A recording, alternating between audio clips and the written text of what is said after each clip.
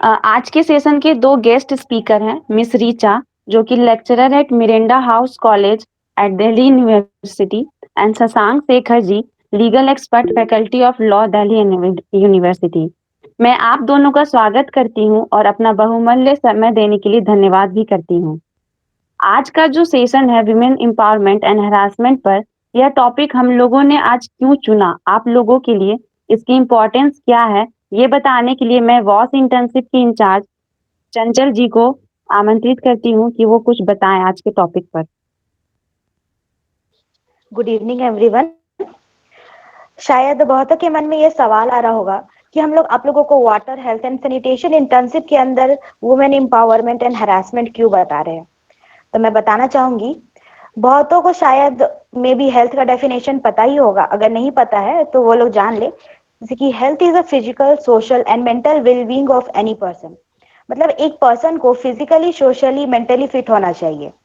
Physically बीमार person को हम मेडिसिन देकर, ट्रीटमेंट देकर ठीक कर सकते हैं, लेकिन क्या सोशली और मेंटली बीमार इंसान को हम मेडिसिन से ठीक कर सकते हैं? तो आज का सेशन इसीलिए है कि आप लोगों को नॉलेज हो कि जो इंसान फिजिकली इल पर्सन हमारे सोसाइटी के लिए हार्मफुल नहीं होता, उतना मेंटली और सोशली इल पर्सन हार्मफुल होता है, एक सोसाइटी के लिए और एक इंडिविजुअल के लिए भी। आज का सेशन में इसी के बारे में आप लोगों को और अच्छे से नॉलेज होगी। आई होप आज का क्लास आप लोगों के लिए नॉलेजफुल और हेल्पफुल हो। Thank you. और धन्यवाद चंचल जी। मैं प्रीतम जी को बुलाना चाहती हूँ कि वो कुछ बोलें। Thank you Mohini.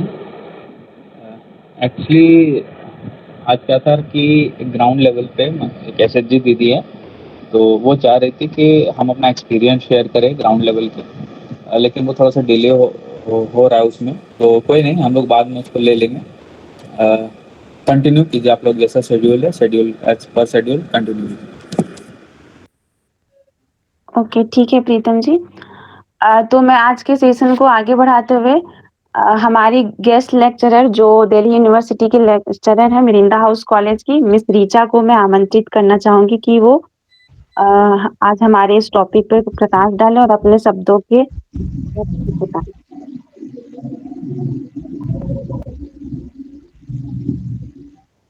Hello everyone. I hope I am audible to everyone. Yes, ma'am, you are ready. Okay. So I would like first of all to thank the organizers of this lecture for inviting me here today. It's an honor to have the opportunity to address philanthropists like you who have been servicing for humanity.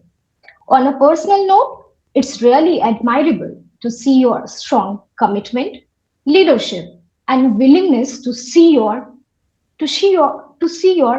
work for the social cause. Now, I will be sharing my screen to deliberate upon the talk on women's empowerment. Just give me a moment.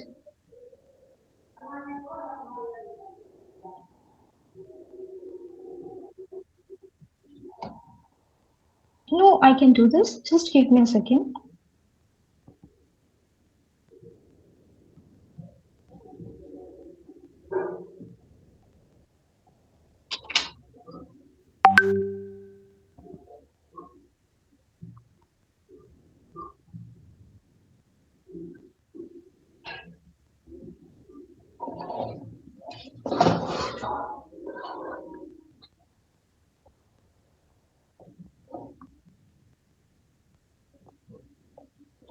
So, as you can see, today's topic is women's empowerment. कहते हैं जितना अधिक हम किन्हीं विषय वस्तु को समझने लगते हैं, उतना ही हमारे ज्ञान की सीमा आगे खिसकने लगती है। तो फिर चलिए आज हम महिला सशक्तिकरण के मूल्यों की गहराइयों में डुबकी लगाते हैं।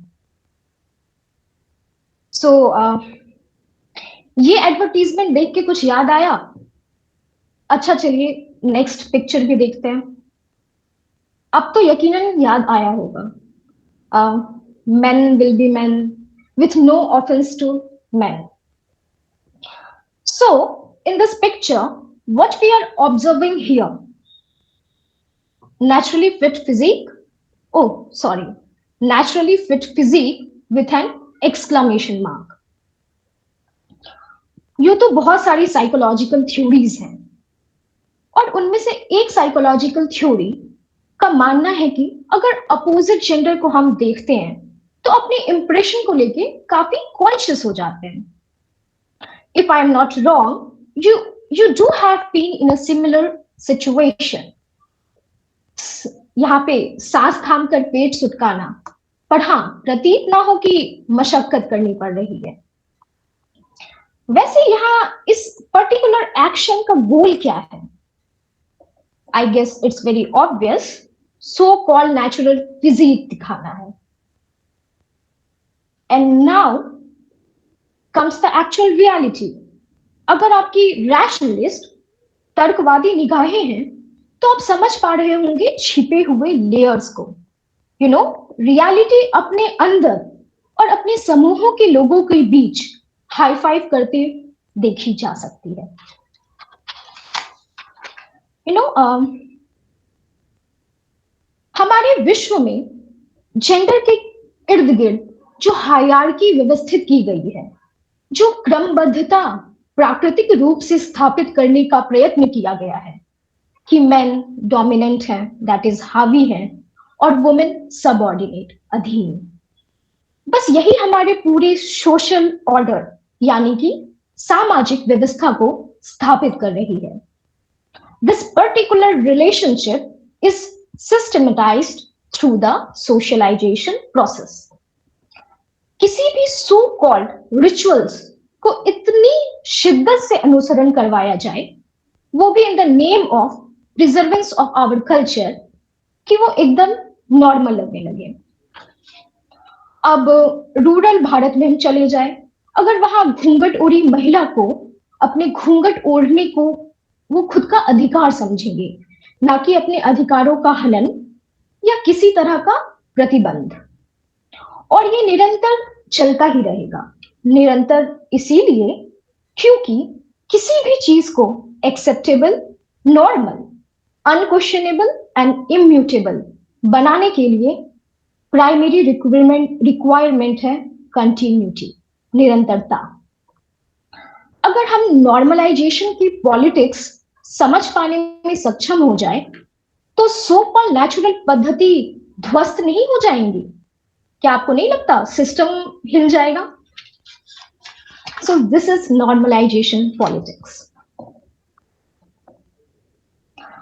जो हमें इतना नॉर्मल दिखता है उनमें दरारें हैं, लीकेज है, उनके बॉर्डर्स वल्नरेबल है, जो कि आलोचनीय है. Women are always seen either in uplifting sense or degrading sense, but as blueprint of being caretakers and nurturers, whereas men are considered to be decision makers or providers.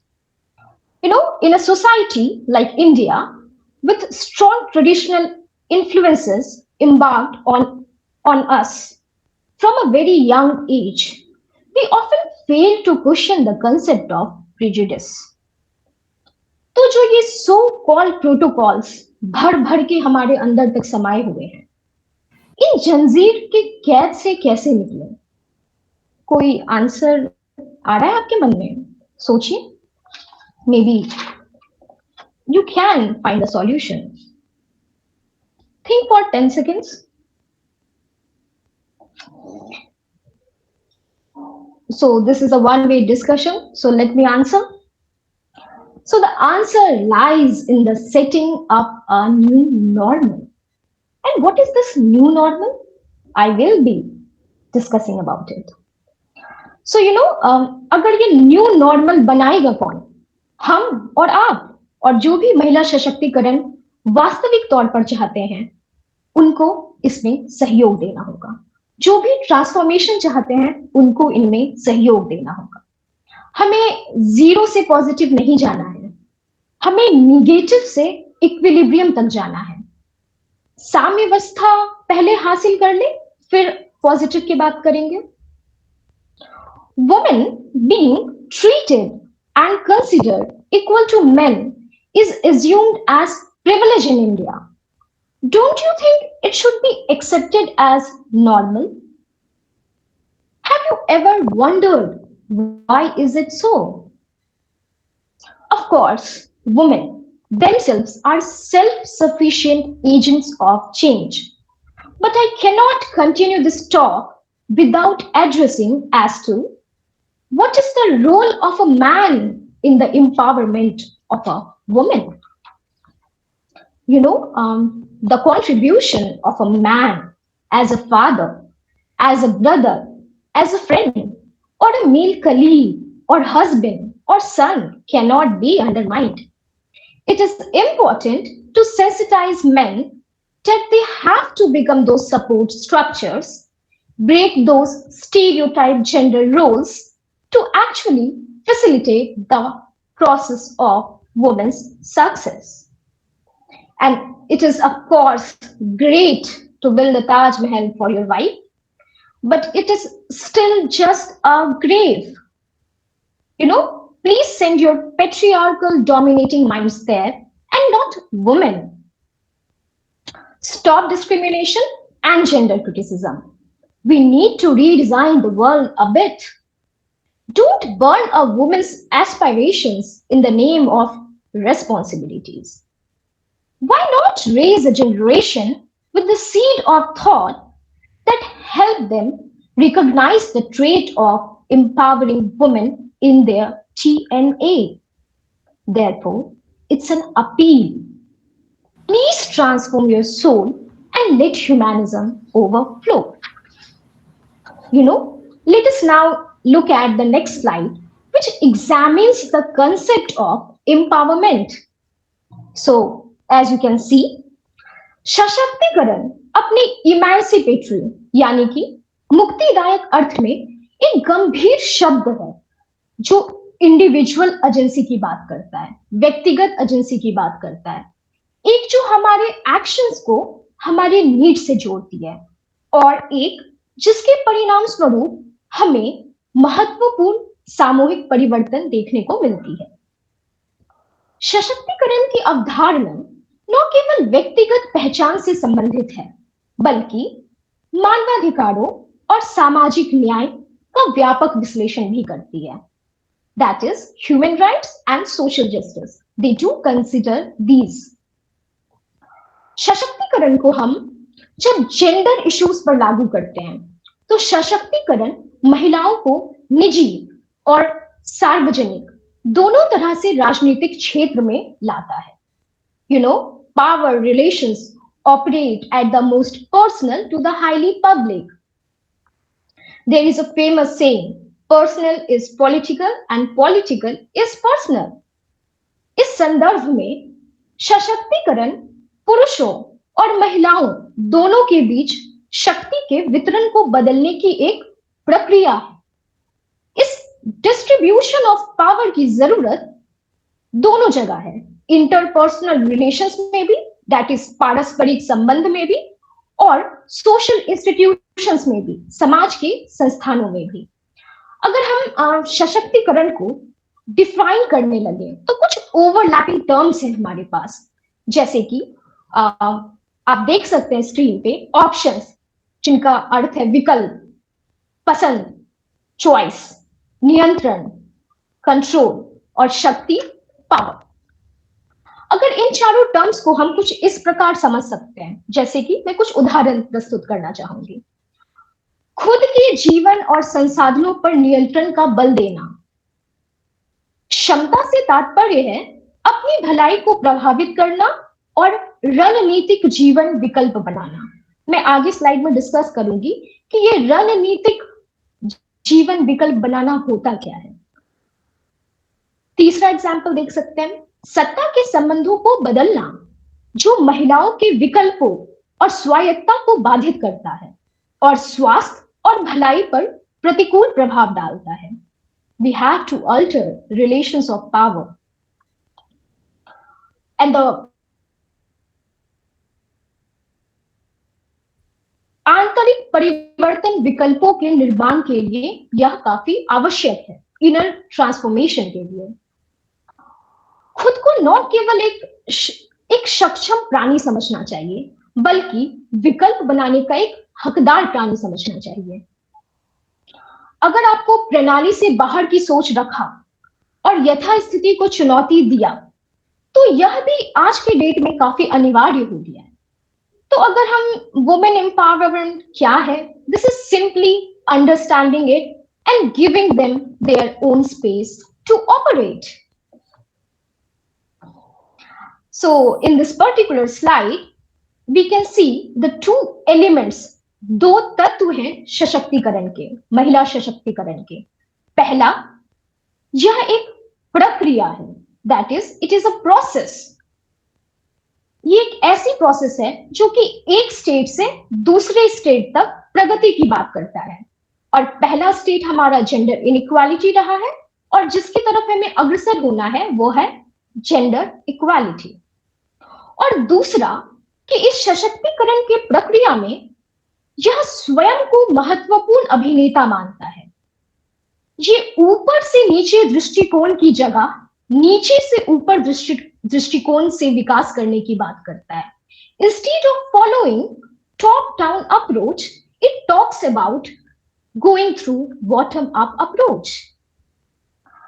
अगर संस्थागत और समग्र स्तर पर देखें, that is at institutional and aggregate level, तो यह भागीदारी और सामाजिक समावेश के महत्व पर जोर देता है, पार्टिसिपेशन पे और सोशल इंक्लूजन पे।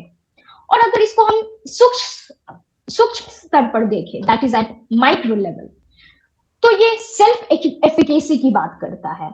सेल्फ एफिकेसी मतलब आत्म प्रभावकारिता, जिनमें हम अपने जीवन में परिवर्तन के एजेंट खुद हो सकते हैं। You know, woman can become the best defender for herself. She can make a change and create impact in much smaller ways than she thinks. She is capable of being the master of her destiny. There is Brahmastra in her will.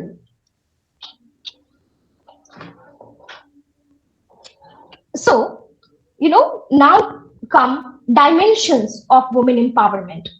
So let me elaborate upon these dimensions. Dimensions को हम कहते हैं आयाम। तो जो हम सबसे पहले देख सकते हैं वो है cognitive, जो कि cognition word से आया है, जिसका मतलब होता है अनुभूति। तो अनुभूति एक ऐसी मानसिक प्रक्रिया है जिनमें हम ज्ञान को प्राप्त करने के लिए अपने विचार, अपने अनुभव और अपनी इंद्रियों का माध्यम इस्तेमाल करते हैं। तो ये जो संज्ञानात्मक आयाम है, ये सूक्ष्म और स्थूल स्तरों पर अपनी अधीनता की स्थितियों और कारणों की समझ महिलाओं को रखने की बात करती है। इसमें ऐसे विकल्प बनाना शामिल है जो सांस्कृतिक उपेक्षाओं और मापदंडों के विरुद्ध जा सकते हैं। दूसरा आयाम है साइकोलॉजिकल, मनोवैज्ञानिक। यह ऐसे विश्वास की बात करता है जहां महिलाएं अपने व्यक्तिगत और सामाजिक स्तर पर अपनी व्यक्तिगत वास्तविकताओं और समाज जिसमें वो रहती हैं उसको बेहतर बनाने पर कार्य कर सकती है। I personally believe that apart from technical skills, what women really want are the skills that help them build self-confidence in them. In most cases, men are confident that they would easily figure out the challenges. What we need to ponder upon is that, are men born with self-confidence or they are brought up with it? For women, there is lack of access to real-world skills. So, now comes the third dimension, that is economic, आर्थिक आयाम। यह महिलाओं के पास उत्पादक संसाधनों तक पहुंच और उन पर नियंत्रण हो, इसकी बात करता है, ताकि वो कुछ हद तक वित्तीय स्वायत्तता सुनिश्चित करें। That is, they can easily ensure some degree of financial autonomy. Well, financial independence is not the only solution for all evils. but is certainly a step forward. Now comes the fourth dimension, that is political, राजनीतिक. तो राजनीतिक आयाम से तात्पर्य है कि महिलाओं में सामाजिक परिवर्तन के लिए विश्लेषण, संगठित और लामबंद करने की क्षमता हो. They should have the capability to analyze, organize and mobilize for social change. Now comes the last dimension, which is one of the most important dimension, that is physical, शारीरिक. जैसा कि मुझे पता चला, कल भी हमने इसके बारे में काफी बात करी थी. तो इसमें हेल्थ वगैरह, अपनी बॉडी पे कंट्रोल, सेक्सुअलिटी सब आ जाते हैं. तो यह सशक्तिकरण प्रक्रिया के लिए अपने शरीर और सेक्सुअलिटी पर नियंत्रण पाने का तत्व और यौन हिंसा से खुद को बचाने की क्षमता की बात करता है. A question arises, should this continue, that a woman must be forgetting her own self and health? Life is a beautiful story of sharing and giving, but done by women most of the time. Is puberty her boon or her bane? And yes, always remember, no is a full sentence. So, right now, we will be discussing one of the most important slides. This slide talks about the nature of women empowerment. So, the first one is process-oriented nature of empowerment. तो सशक्तिकरण की प्रक्रिया उन्मुख प्रकृति ये गतिशील अवस्था और निरंतर चल रही प्रक्रिया के बारे में बात करती है, जो कि केवल एक सातत्य पर स्थित हो सकती है. और इन सातत्य के जो दोनों छोर होते हैं वो काफी आइडियल वर्जन होते हैं. तो इससे तात्पर्य है कि ये निरंतर चलती रहेगी. जो सेकंड है वो है सशक्तिकरण की समग्र प्रकृति सशक्तिकरण. समग्र प्रकृति से हम तात्पर्य क्या समझ सकते हैं, जो हमने जस्ट प्रीवियस स्लाइड में देखा.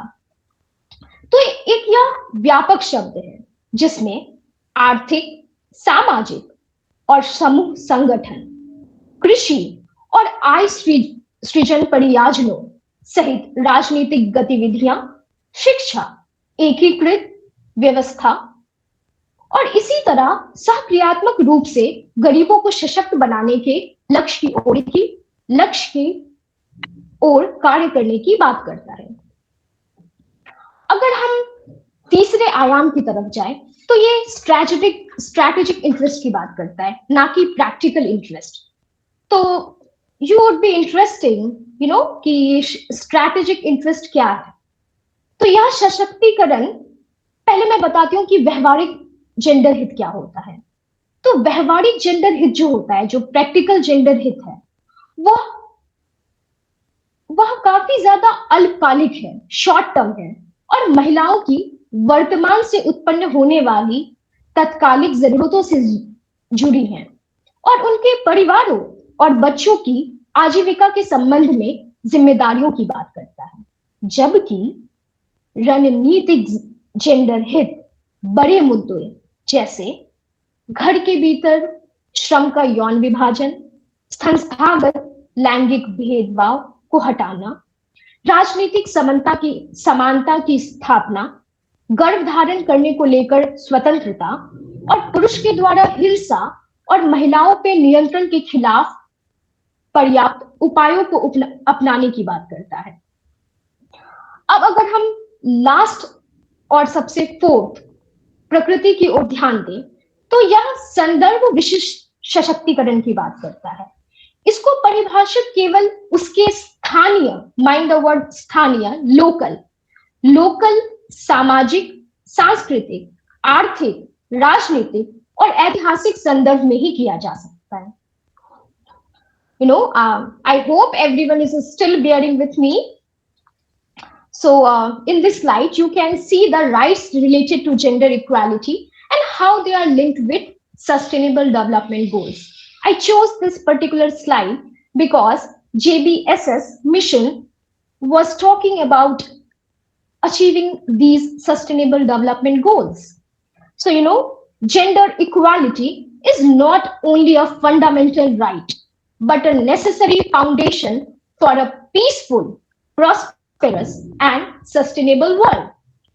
Gender equality advancements have a ripple effect on all areas of sustainable development, from reducing poverty, hunger, and even carbon emissions to enhancing the health, well being, and education of entire families, communities, and countries.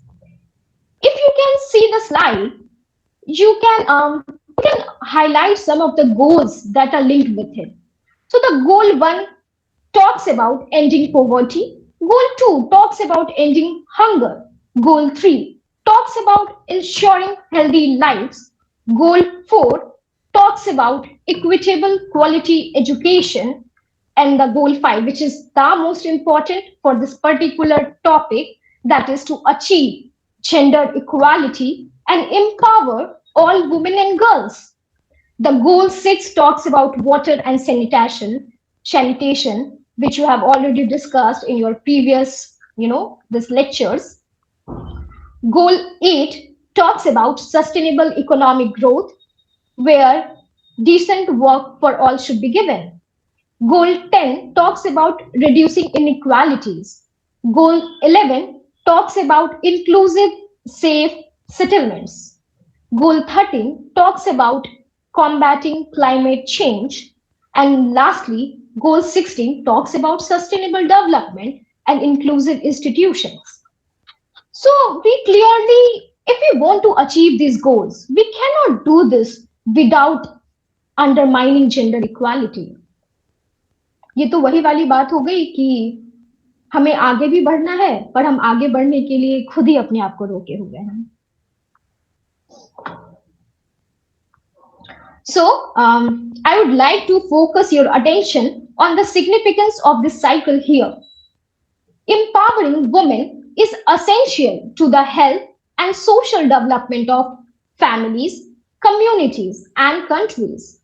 Empowering women leads to empowered ecosystem and vice versa. We live in a society where we teach our children that she is a homemaker and doesn't work. This teaching needs to change. It's great to have an amazing degree, but more important is to inculcate values. You love her as a mother, as a wife, as a sister, but why not as a daughter? Parents feel that they have fulfilled their duties by educating their daughter. What is left now is marrying them off. Indian parents especially focus saving all their lives for their daughter's wedding rather than investing in her dreams and saving for her social growth. सपनों का राजकुमार मिलने से पहले सपनों की जिंदगी जीने देना चाहिए. Educate a girl so that she can be strong, amazing, resilient, and beautiful. Educate her without having a reason associated with it, because it's her right. Basic rights like right to live, right to education, right to have career of your choice, right to not quit the job after marriage are luxuries for millions of girls. This needs to cure. And for underprivileged and poor, challenges are manifold. Women empowerment is around eradicating social evils. And it's not a welfare program, actually. Women don't want to live a life who is given freedom, but rather a life who deserves freedom.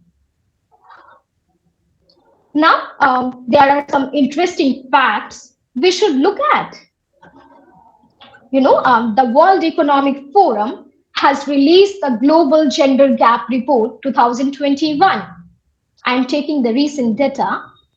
It's very sad to know that India has ranked 140 among 156 countries in Global Gender Gap Index 2021. and this is 28 spots lower than 2020 ranking. हम पिछले साल से भी कम होते जा रहे हैं. The first point we can see that India has closed only 62.5% of its gender gap till date. The lag is still very huge. If I will talk about the economic scenario, you can see the point number 2, 4, and 5. Point 2 talks about that how it widened by 3% this year. Economic participation, I mean. And women's labor force participation rate fell from 24.8% to 22.3%. Also, women earns only 1/5 of men's, which put India among the bottom 10 countries out of 156 countries. So if I will talk about the political participation, you can see here that highest decline on political empowerment sub-index, where India regressed 13.5 percentage points. And there is a decline in the number of women ministers from around 23% in 2019 to 9% in 2021. This is startling. And on health and survival index, India has fared the worst. The ranking is at 155 among the bottom 5 countries. And also this gender report points to a skewed ratio as the major factor. It says the ratio can be attributed to norms of son preference and gender-biased prenatal sex selection. And yes, it's very sad, but it's still happening today. Maybe it's legally banned, but it's still happening. And if I will talk about the COVID-19 impact, it just increased the gender gap from 99.5 to 135.6 years. Also, women play a disproportionate role in responding to the virus, including as frontline healthcare workers and carers at home. Women's unpaid care work has increased significantly as a result of school closures and the increased needs of older people. Women are also harder hit by the economic impacts of COVID-19 as they disproportionately were in insecure labor markets. The pandemic has also led to a steep increase in violence against women and girls. With lockdown measures in place, many women are trapped at home with their abusers, struggling to access services that are suffering from cuts and restrictions. Emerging data shows that since the outbreak of the pandemic, violence against women and girls, and particularly domestic violence, has intensified. Now I am approaching towards the end of my presentation, and I cannot do this without emphasizing on the role of NGOs in empowering women. As you can see some of the points listed here, I would like to elaborate upon that. Efforts by NGOs focus on the empowerment of poor women. Their aim is to train and provide them with opportunities of self-employment to improve their socio-economic status.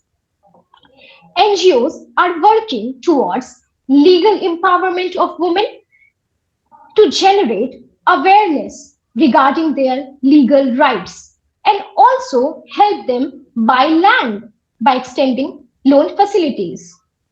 They are conjoined with self-help groups, NABARD. And if I will talk about the industry, the small scale industry, over 10% of the small scale sector of cottage industry in agriculture and rural based industries in India. Government programs focus on skill improvement, employment generation, transfer of technology, rural industrialization, and promotion of self-reliance amongst the people. NGOs assist in raw material procurement, skill training, marketing, coordination, and interinstitutional linkages. And they also render advice to the government on policies concerning to the small scale sector. Means they act as a advisor to the government also. And lastly, I would like to give a suggestion for NGOs, in addition to their programs and projects, in order to stay attached to their missions, NGOs who are focused towards women empowerment must have internal good governance which contributes towards transparency and accountability. Only then will people join their missions and also support them financially. And I am sure Gramin Bharati Seva Sanstha is moving in this direction. All I can wish is all the best for your future endeavors, and that completes my presentation. Thanks everyone for listening to me.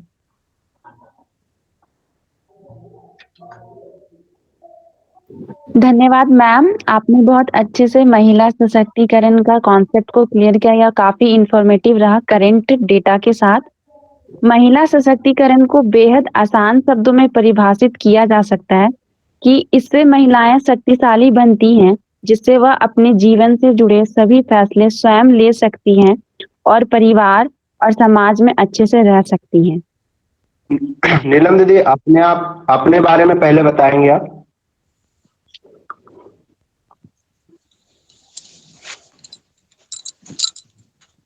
Ji, actually light नहीं है इधर पे। Hello. हाँ hello. हाँ continue करिए दीदी। हाँ, यहाँ जो भी ज्वाइन किए हैं सर लोग, दीदी भैया लोग, सबको मेरा तरफ से गुड इवनिंग एंड जोहार। मेरा नाम है नीलम सिंह। मेरा गांव का नाम है Bagdega Bhandar Toli, panchayat Bagdega, block Kersai, district Simdega, Jharkhand state. तो सर लोग, हम लोग पहले गांव के रहने वाले थे। पहले तो बस खाना बनाइए और घर में रहिए, यही हम लोग का सिस्टम था। लेकिन 2017 में हम लोग JSLPS में जुड़े, महिला समूह गठन किए। महिला समूह में जाने के बाद हम लोग को मतलब एक साथ सब दीदी लोग बैठने उठने सीखे। उसके बाद बातें करना सीखे, किस तरह से बात किया जाता है, मतलब एक दूसरे का आदान प्रदान हुए भाव को। उसके बाद फिर सर लोग से मतलब बाहरी दुनिया के बारे में हम लोग को पता ही नहीं था।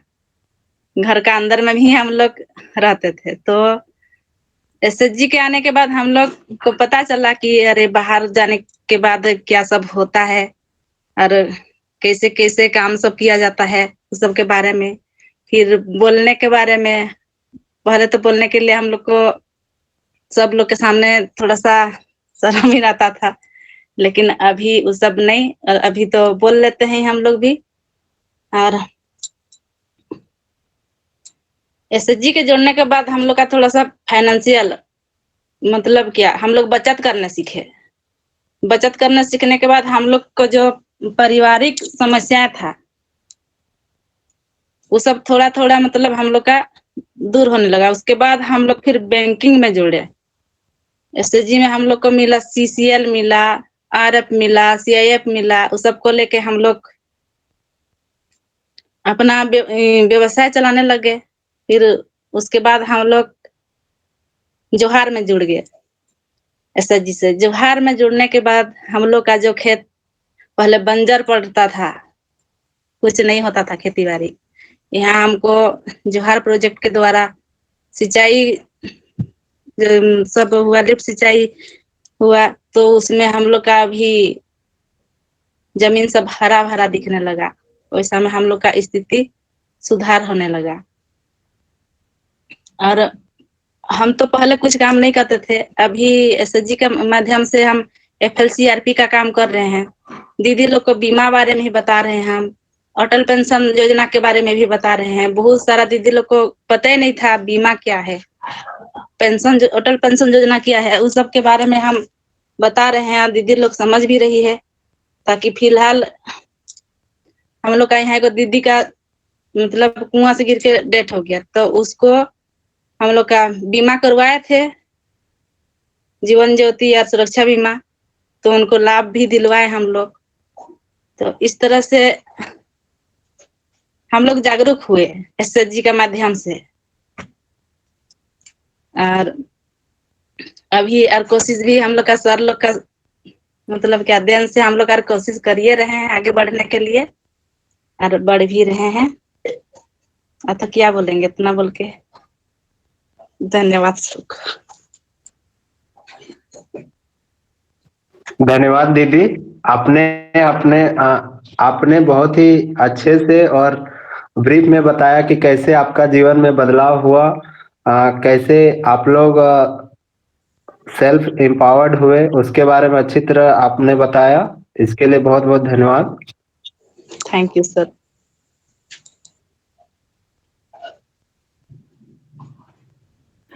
धन्यवाद कैलाश भैया और नीलम दीदी, आपने अपना अनुभव को हमारे बीच साझा किया, जो आज हम सबके लिए बहुत सीखने को भी मिला और सीख मिली कि आपके जीवन में कैसे बदलाव आए, ये सब कुछ।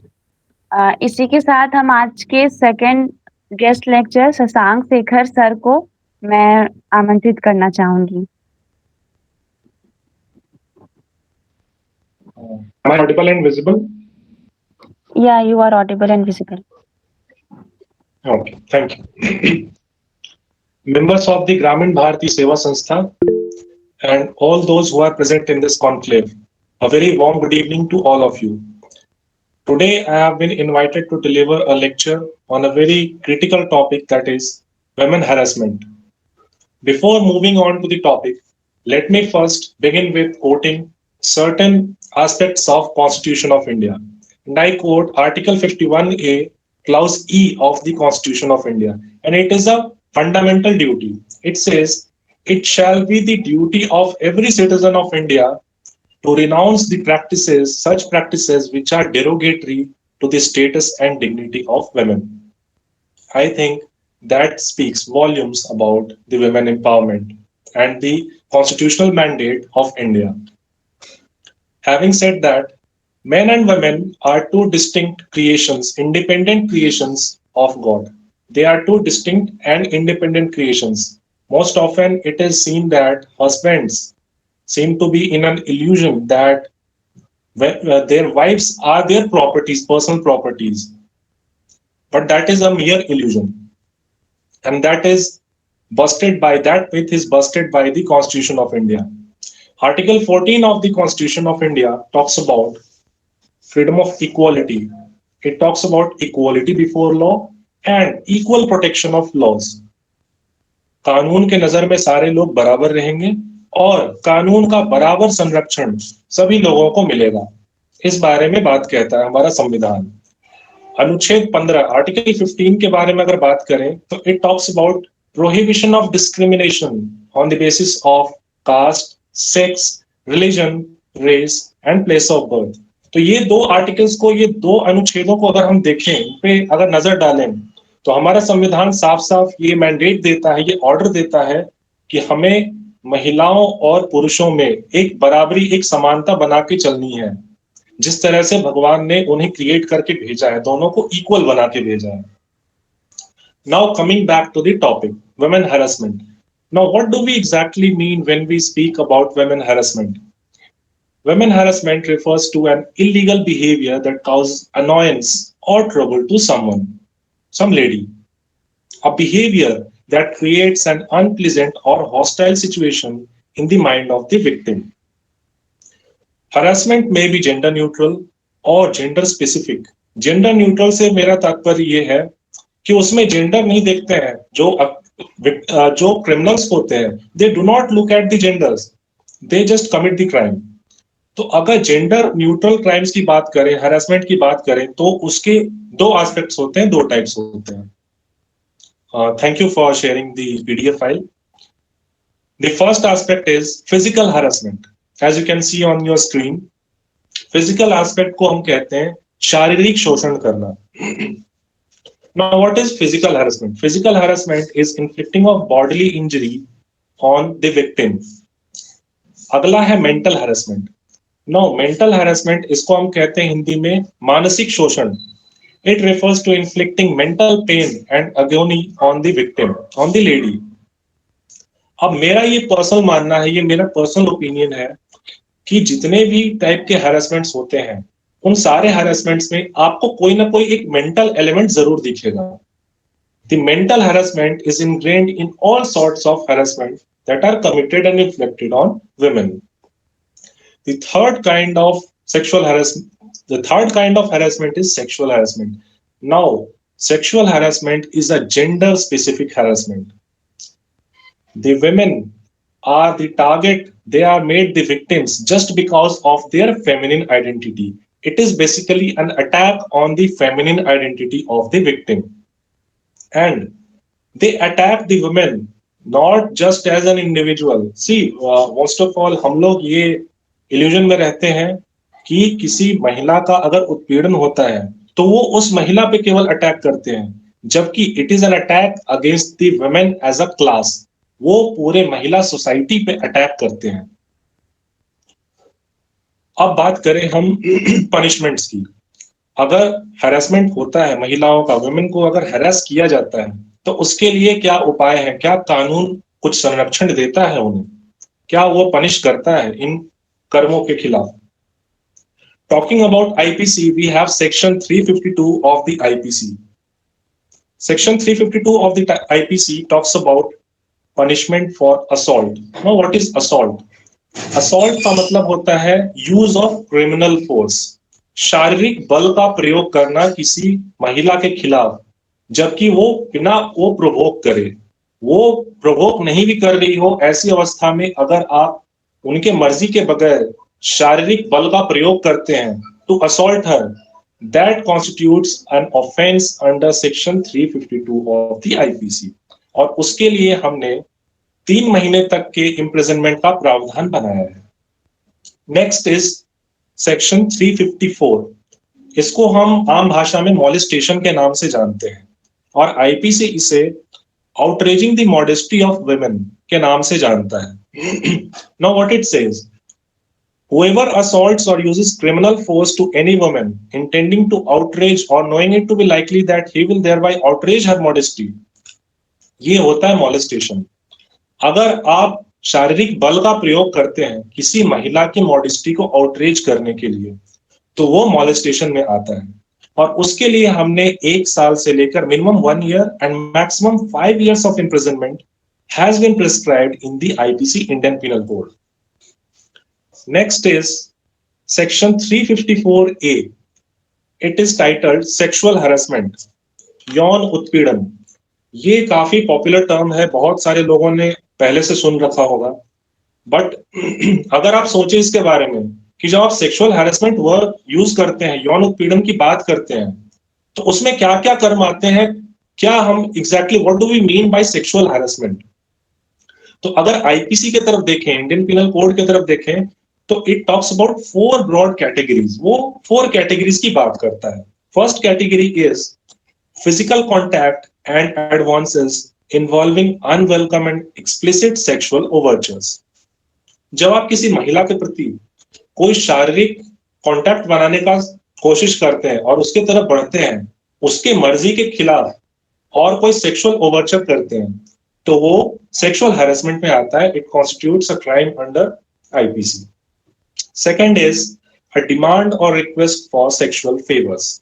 किसी महिला से सेक्सुअल फेवर की डिमांड या रिक्वेस्ट करना. अब इसके बारे में मैं आपको एक सुप्रीम कोर्ट का जजमेंट बताना चाहूंगा. उस केस का नाम है KPS Gill, Kanwarpal Singh Gill versus NCT of Delhi. उसमें हुआ क्या था, केपीएस गिल साहब जो थे वो डीजीपी थे दिल्ली के. तो एक पार्टी हो रही थी, वहां पे वो बैठे, तो एक महिला भी बैठी हुई थी उनके पास में, तो उन्होंने अपना चेयर को पुश किया उस महिला के करीब और उन्होंने सेक्सुअल फेवर का डिमांड किया। और जब उस महिला ने मना कर दिया तो उसके बाद भी उन्होंने सेम काम किया। तो वहां पे उस महिला ने क्या करा कि उन्होंने जो ऑर्गेनाइजर थे इवेंट के, उनके पास कंप्लेन किया about that act and subsequently उसके बाद एफआईआर रजिस्टर हुई, ट्रायल हुआ और सुप्रीम कोर्ट ने उन्हें कन्विक्ट किया अंडर सेक्शन 354A। उन पे सेक्सुअल हैरेसमेंट का चार्ज लगा। तो ये बात तो सच है कि किसी पावरफुल व्यक्ति के खिलाफ एक्शन लेना बहुत कठिन होता है। हमारी कानून प्रणाली में अभी भी काफी त्रुटियां हैं जिन्हें दूर करने की आवश्यकता है, लेकिन यह असंभव नहीं है। The third category is showing pornography against the will of a woman. अगर आप किसी महिला को उसके मर्जी के खिलाफ अगर आप पोर्नोग्राफी दिखाते हैं तो वो सेक्सुअल हैरेसमेंट की कैटेगरी में आता है। अब ये जो 3 कैटेगरीज हैं, इनके लिए हमने अप टू 3 years 3 साल तक का इम्प्रिजनमेंट का कारावास का प्रावधान बनाया है। और जो चौथी कैटेगरी है, it is making sexually coloured remarks. कोई वल्गर बात करना किसी महिला के बारे में, वो भी सेक्सुअल हैरेसमेंट का ही पार्ट आता है। आप कोई वल्गर कमेंट करते हैं किसी महिला के खिलाफ, अब हम लोग आम रोजमर्रा की जिंदगी में देखते होंगे कि ये बहुत कैजुअल सा हो गया है कि वल्गर कमेंट करा और चलते बने। बट बहुत कम लोगों को पता है कि इसके लिए एक कानून अपराध इसको घोषित किया गया और इसको सेक्सुअल हैरेसमेंट की कैटेगरी में भारतीय दंडीय संहिता लाता है और इसके लिए 1 साल का कारावास और उसके साथ फाइन का भी प्रावधान है। उसके बाद हम बात करते हैं सेक्शन 354B, धारा 354B। अच्छा, ये A, B, C, D जो ये धाराएं आप देख रहे हैं, इनको कानून में संशोधन करके लाया गया है, ये पहले से नहीं थे। तो कानून इवॉल्व होता है, law evolves as per the needs and evolving demands of the society. जैसे जैसे नए नए क्राइम्स डेवलप होते हैं तो उसी तरह लॉ में भी अमेंडमेंट्स लाए जाते हैं। असॉल्ट विद इंटेंट टू डिसरॉब, ये बात करता है क्रिमिनल फोर्स यूज करके, बलपूर्वक, शारीरिक बलपूर्वक आप अगर किसी महिला को अगर निर्वस्त्र होने के लिए फोर्स करते हैं तो it is a crime punishable under IPC और उसके लिए 3 साल से लेकर 7 साल तक की जेल की सजा है। Next is section 354C। It talks about voyeurism. Voyeurism, I am sure ये नया लगा होगा, आप लोगों ने ये टर्म पहले नहीं सुना होगा। नॉर्मली होता क्या है कि हमारे यहाँ बहुत कम लोगों को, महिलाएं तो छोड़ दीजिए, बहुत कम पुरुषों को भी उनके हक और इंडियन पीनल कोड के बारे में पता होता है। बहुत सारे कानून ऐसे हैं जिनका कोई इल्म तक नहीं है बहुत सारे लोगों को कि ऐसे भी राइट्स हैं, ऐसे भी कानून और ऑफेंसेस हमारे यहाँ एग्जिस्ट करते हैं। और इसी का फायदा कल्प्रिट्स उठाते हैं, क्रिमिनल्स उठाते हैं। वॉयरिज्म, वॉयरिज्म का मतलब क्या होता है? वॉयरिज्म का मतलब होता है कि when a lady, a woman is indulging in a private act, जहां पे वो एक्सपेक्ट करती है कि उसको रीजनेबली प्राइवेसी दी जाएगी, वहां पे अगर आप किसी महिला को देखते हैं while she is indulging in the private act, या फिर आप तस्वीर खींचते हैं उसकी और उस तस्वीर को अगर आप फैला देते हैं लोगों में, तो ये 3 में से किसी भी कर्म को अगर आप करते हैं तो उसको आप वॉयरिज्म की कैटेगरी में आप फॉल करेंगे। और उसके लिए हमने 1 साल से लेकर 3 साल तक की सजा का, जेल का प्रावधान करा है और उसके साथ फाइन भी है। ये पहले कन्विक्शन पे है। अगर व्यक्ति लगातार दूसरी बार भी, तीसरी बार भी अगर सेम ऑफेंस करता है तो उसके लिए फिर 7 साल तक की सजा का प्रावधान है। अब यहाँ पे एक ट्विस्ट आता है। लॉ में बहुत सारे ट्विस्ट होते हैं, कॉम्प्लिकेशंस होते हैं।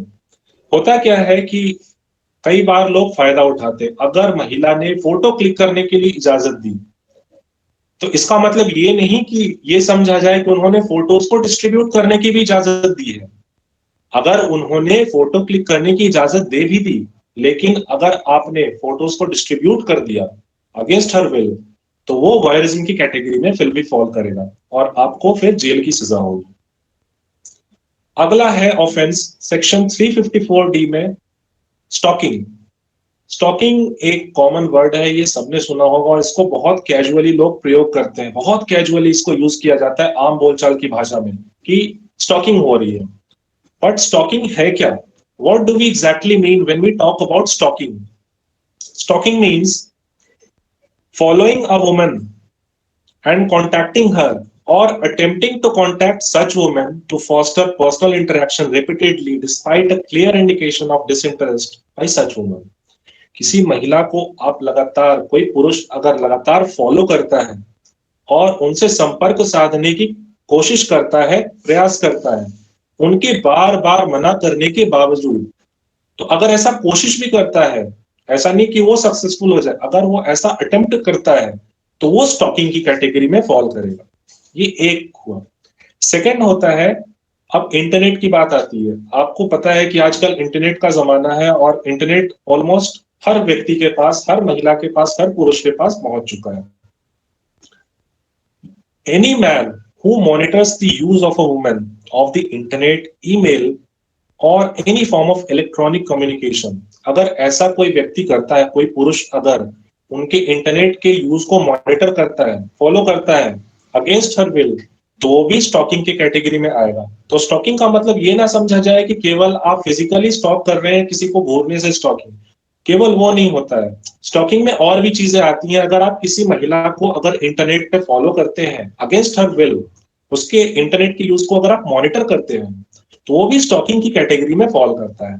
और उसके लिए, स्टॉकिंग के लिए हमने 3 साल तक की जेल की प्रावधान की है फर्स्ट कन्विक्शन पे, और अगर दूसरी बार सेम ऑफेंस अगर कोई क्रिमिनल करता है तो उसके लिए 5 साल तक की कारावास की प्रावधान की गई है।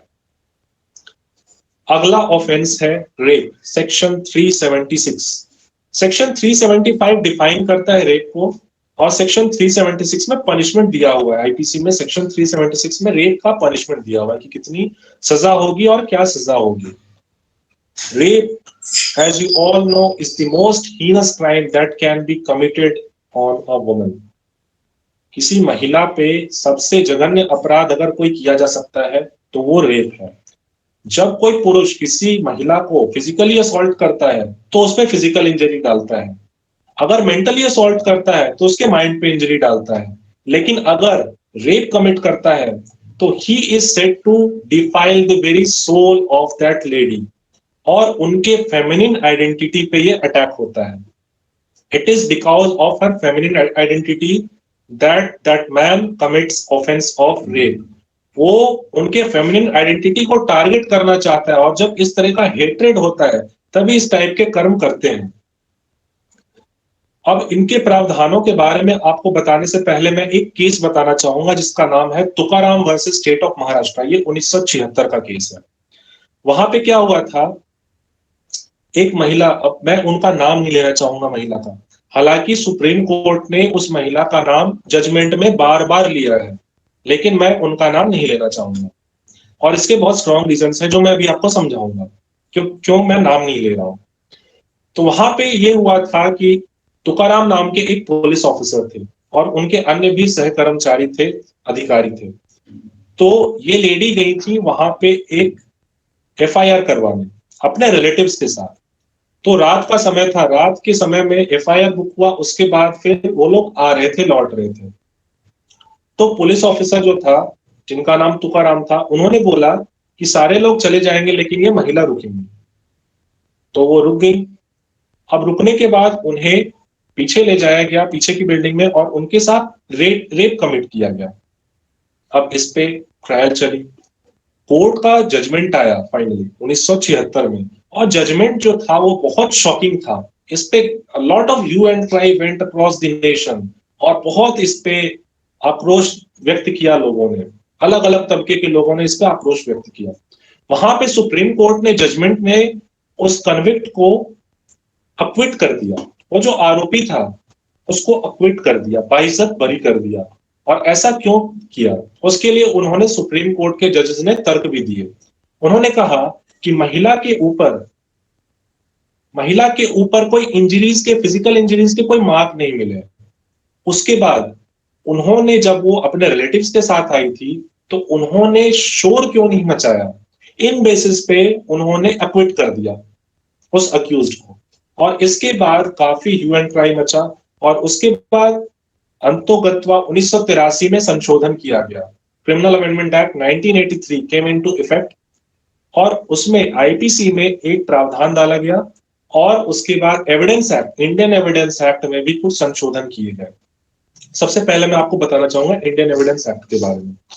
इंडियन एविडेंस एक्ट का 114 ए जो सेक्शन है, धारा 114 ए, वो बात करता है, it says that if rape is committed on a woman and when the question comes about the consent, कि उसने इजाजत दी थी सेक्सुअल इंटरकोर्स की या नहीं दी थी, तो अगर महिला कहती है, if she says that she did not consent, then the court shall presume that she did not consent.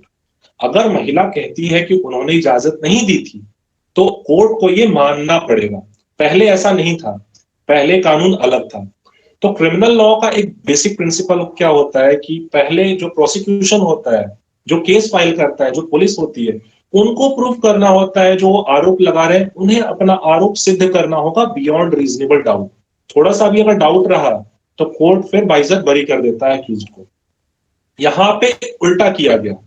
उल्टा इसलिए किया गया क्योंकि किसी भी महिला के लिए, एक तो उनपे पहले ही यौन उत्पीड़न हुआ है, उनपे रेप कमिट हुआ है, उस पे और आप ये बर्डन डालो कि वही प्रूफ करे कि उसने कंसेंट नहीं दिया था, ये उसके साथ अन्याय के ऊपर एक और अन्याय हो जाता। तो इसको मद्देनजर रखते हुए हमारे पार्लियामेंट ने एक अमेंडमेंट पास किया और 114 ए नाम का एक सेक्शन ऐड करा गया इंडियन एविडेंस एक्ट में, जिसके बारे में अभी मैंने आपको बताया। आईपीसी, भारतीय दंडीय संहिता में भी एक सेक्शन ऐड किया गया 228 ए। अभी मैंने आपको बोला कि मैं नाम लेने से क्यों कतरा रहा हूं, मैं नाम क्यों नहीं ले रहा हूं। विक्टिम का नाम जजमेंट में आप देखोगे तो उसमें बहुत बार नाम का जिक्र किया गया है, बहुत बार नाम लिखा हुआ है, सुप्रीम कोर्ट के जजेस ने लिखा है। But section 228 of IPC says it talks about punishing the disclosure of the victim of rape. अगर किसी रेप विक्टिम की आइडेंटिटी को, उसके पहचान को अगर आप उजागर करते हो उसके कंसेंट के बगैर, तो वो पनिशेबल होता है अंडर आईपीसी। अब आपने देखा होगा कई सारे रेप के मामले, बलात्कार के मामले न्यूज़पेपर्स में, मीडिया में रिपोर्ट किए जाते हैं और उस पे काफी हल्ला मचता है, लेकिन एक एस्पेक्ट पे कोई बात नहीं करता है, वो है वो नाम लेके बता देते हैं कि उस विक्टिम का क्या नाम है। ये एक दंडनीय अपराध है। भारतीय दंडीय संहिता में section 228 of IPC talks about punishing the disclosure of the identity of rape victim. आप उनके मर्जी और उनके घर वालों के मर्जी के बगैर आप ये काम नहीं कर सकते। वो अलग बात है कि मीडिया वाले अक्सर ये काम करते हैं और न्यूज़पेपर में खास करके हेडलाइंस छपती है विक्टिम का नाम के साथ। रेप का प्रावधान जो है जेल का, वो मिनिमम 10 साल का प्रावधान है एडल्ट विक्टिम्स के केस में। अगर जो विक्टिम है, अगर जिसपे उत्पीड़न हुआ है वो 18 साल से ऊपर की है, तो मिनिमम 10 साल और मैक्सिमम आजीवन कारावास हो सकता है। लेकिन अगर उनका एज, विक्टिम का एज 16 से 18 साल के बीच में है, तो वहां पे मिनिमम 20 साल की सजा होती है। ये अमेंडमेंट किया गया है, बाद में किया गया है। निर्भया कांड के बाद एक और अमेंडमेंट आया, उसमें कहा गया कि अगर 12 साल से कम उम्र की महिला है, अगर विक्टिम है, तो उस पे जो रेप करता है उस पे डेथ सेंटेंस तक का प्रावधान किया गया, उन्हें फांसी तक की सजा दी जा सकती है।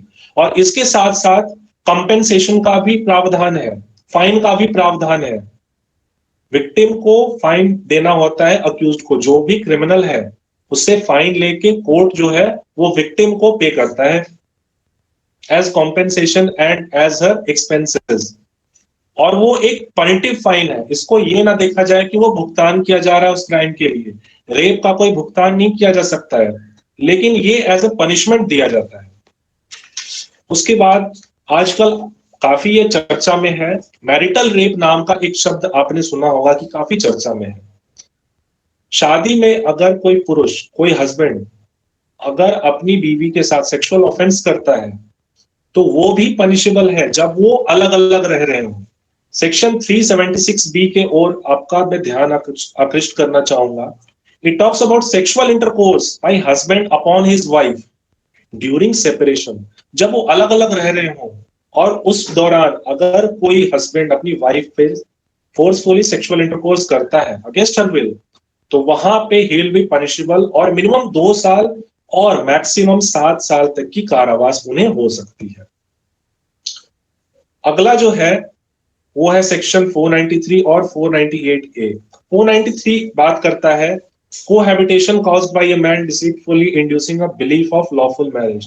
अगर किसी महिला को झांसा देके ऐसा उसको बिलीव कराया जाता है कि वो लॉफुली मैरिड है उस पुरुष के साथ और साथ रहने का प्रयास किया जाता है, सेक्सुअल इंटरकोर्स का प्रयास होता है, तो वो पनिशेबल है अंडर आईपीसी और उसमें 10 साल तक की जेल की सजा है। 498A डिस्कस करने से पहले मैं डोमेस्टिक वायलेंस एक्ट की ओर आपका ध्यान आकृष्ट करना चाहूंगा। ये पेज नंबर 3 में मैंने मेंशन करा है। डोमेस्टिक वायलेंस है क्या? आप पेज नंबर 3 को अगर दिखा सकें। यस, हमारे यहाँ the protection of women from domestic violence act 2005 में ये पास करा गया था पार्लियामेंट के द्वारा। उसमें डोमेस्टिक वायलेंस, देखिए अब उत्पीड़न महिला का कहां पे होता है उस पर भी डिपेंड करता है, उस पर भी सजा डिपेंड करती है। क्या वो घर पे होता है, काम के जगह पे होता है या फिर कहीं और होता है? अगर घर पे गृह में अगर ऐसा कोई हैरेसमेंट होता है तो वो कवर होगा under domestic violence act. Now what is domestic violence? It refers to, it includes the harms or injuries or endangering the health, safety, life, limb and well-being of the victim। अगर किसी महिला को, अगर उसके घर वाले in the sense ससुराल वाले, including her husband and her in laws, अगर वो हार्म कॉज करते हैं, किसी भी टाइप का इंजरी करते हैं या फिर उनसे दहेज का असंवैधानिक इलीगल डिमांड करते हैं। दहेज आपको सबको पता होगा कि इट इज बैंड। डॉरी का डिमांड करना ये पनिशेबल ऑफेंस है under IPC and also under domestic violence act. तो सेक्शन 3 में साफ साफ लिखा हुआ है अनलॉफुल डिमांड फॉर डाउरी और any other property, it is punishable. ये डोमेस्टिक वायलेंस के केस में आएगा। और इसके लिए अब उपाय क्या है? ये तो हो गए कि डोमेस्टिक वायलेंस उसके साथ हो गया। अब इसके लिए वो महिला के पास क्या ऑप्शंस बचते हैं? देखिए आज के समय में दिक्कत ये है कि अपराधों के बारे में काफी जानकारी लोगों को हो चुकी है, लेकिन उन अपराधों से कैसे निपटा जाए, क्या रेमेडीज हैं, इनके बारे में बहुत कम लोगों को आज भी जागरूकता है। Section 4 of that act talks about information to protection officer and execution of liability of informant. पहले तो मैं ये बता दूं कि डोमेस्टिक वायलेंस का जो ऑफेंस है इसके बारे में सूचना अगर देना है तो या तो विक्टिम खुद दे सकती है या फिर कोई भी उसका रिलेटिव भी दे सकता है या कोई अन्य व्यक्ति जिन्होंने उसकी जानकारी ली हो, जिन्हें उसकी जानकारी मिली हो।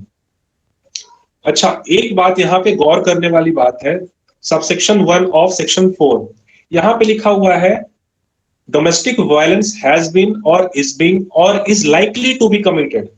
चाहे तो डोमेस्टिक वायलेंस का काम हो चुका हो या फिर हो रहा हो या फिर होने वाला हो, अगर ऐसा अंदेशा भी है किसी को कि यहाँ पे डोमेस्टिक वायलेंस होने वाला है तो उस केस में भी वो प्रोटेक्शन ऑफिसर के पास इन्फॉर्म कर सकता है। और प्रोटेक्शन ऑफिसर का फिर ये ड्यूटी बनता है कि वो नियरेस्ट मैजिस्ट्रेट के पास एक रिटन कंप्लेंट भेजेगा और मैजिस्ट्रेट फिर उन पे ट्रायल चलाएगा। यहाँ पे लायबिलिटी की बात आती है। दिक्कत क्या आती है, अक्सर गवाही देने में लोग कतराते हैं, डरते हैं। तो यहाँ पे बात ये उठता है, सेक्शन 4 का सबसेक्शन 2 कहता है कि यहाँ पे कोई लायबिलिटी नहीं होगी। जो व्यक्ति सूचना देगा, अगर गुड फेथ में सूचना दे रहा है तो उसकी कोई लायबिलिटी नहीं होगी, ना कोई इस पे सिविल केस चलेगा ना क्रिमिनल केस चलेगा। तो लोगों को सामने आना चाहिए, जब भी कोई डोमेस्टिक वायलेंस की घटना के बारे में आपको मालूम हो, अगर ज्ञात हो, तो नियरेस्ट पुलिस आप उसकी रिपोर्ट दर्ज कराएं या फिर नियरेस्ट मैजिस्ट्रेट के पास भी आप डायरेक्टली एक रिटन कंप्लेंट फाइल कर सकते हैं। देखिए 2 तरीके होते हैं, एक तो आप एफआईआर डायरेक्टली दर्ज करा लें या फिर आप नियरेस्ट मैजिस्ट्रेट के पास अप्रोच करें। हमारे देश में अक्सर ये होता है कि पुलिस से डील करना काफी डिफिकल्ट माना जाता है। पुलिस के पास, अगर आप किसी का एक्सपीरियंस रहा हो, पुलिस के पास जाके पुलिस स्टेशन में एफआईआर दर्ज कराना ये काफी डिफिकल्ट होता है, काफी टीडियस टास्क होता है। 90% केसेस में नहीं मानते हैं पुलिस वाले, वो एफआईआर दर्ज करने से ही मना कर देते हैं। अब इसके बारे में कुछ मैं आपको छोटी सी रेमेडीज बताना चाहूंगा कि अगर कोई पुलिस ऑफिसर एफआईआर दर्ज करने से मना करे तो आप क्या कर सकते हैं, आपके पास क्या उपाय है। पहले तो एफआईआर दर्ज कराने के लिए जरूरी नहीं है कि आप लिखित में कंप्लेंट दें, वो आप ओरली भी बोल सकते हैं या फिर बाई स्पीड पोस्ट आप चिट्ठी भी लिख सकते हैं।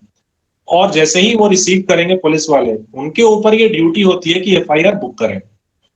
अब अगर वो एफआईआर बुक करने से मना कर देते हैं तो आपके पास ये ऑप्शन है कि आप जो नियरेस्ट एसपी हो या कोई भी सीनियर पदाधिकारी हो उस पुलिस स्टेशन से सीनियर हो, उसके पास आप डायरेक्ट अप्रोच कर सकते हैं टू लॉज एन एफआईआर, और वो सीनियर पुलिस ऑफिसर फिर एफआईआर दर्ज करने के लिए डायरेक्शन देंगे।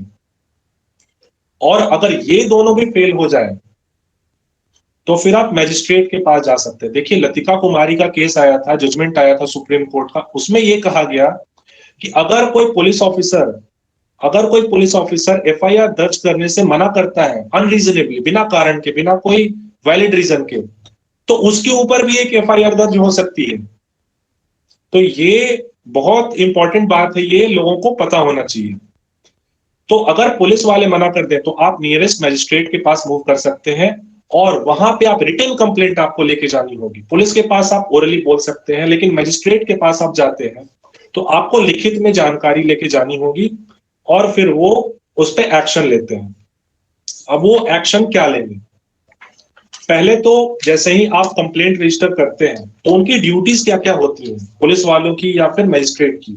उनकी सबसे पहली ड्यूटी होती है कि विक्टिम के राइट्स के बारे में, उसके अधिकारों के बारे में उन्हें वो अवगत कराएं कि उनके क्या क्या अधिकार हैं।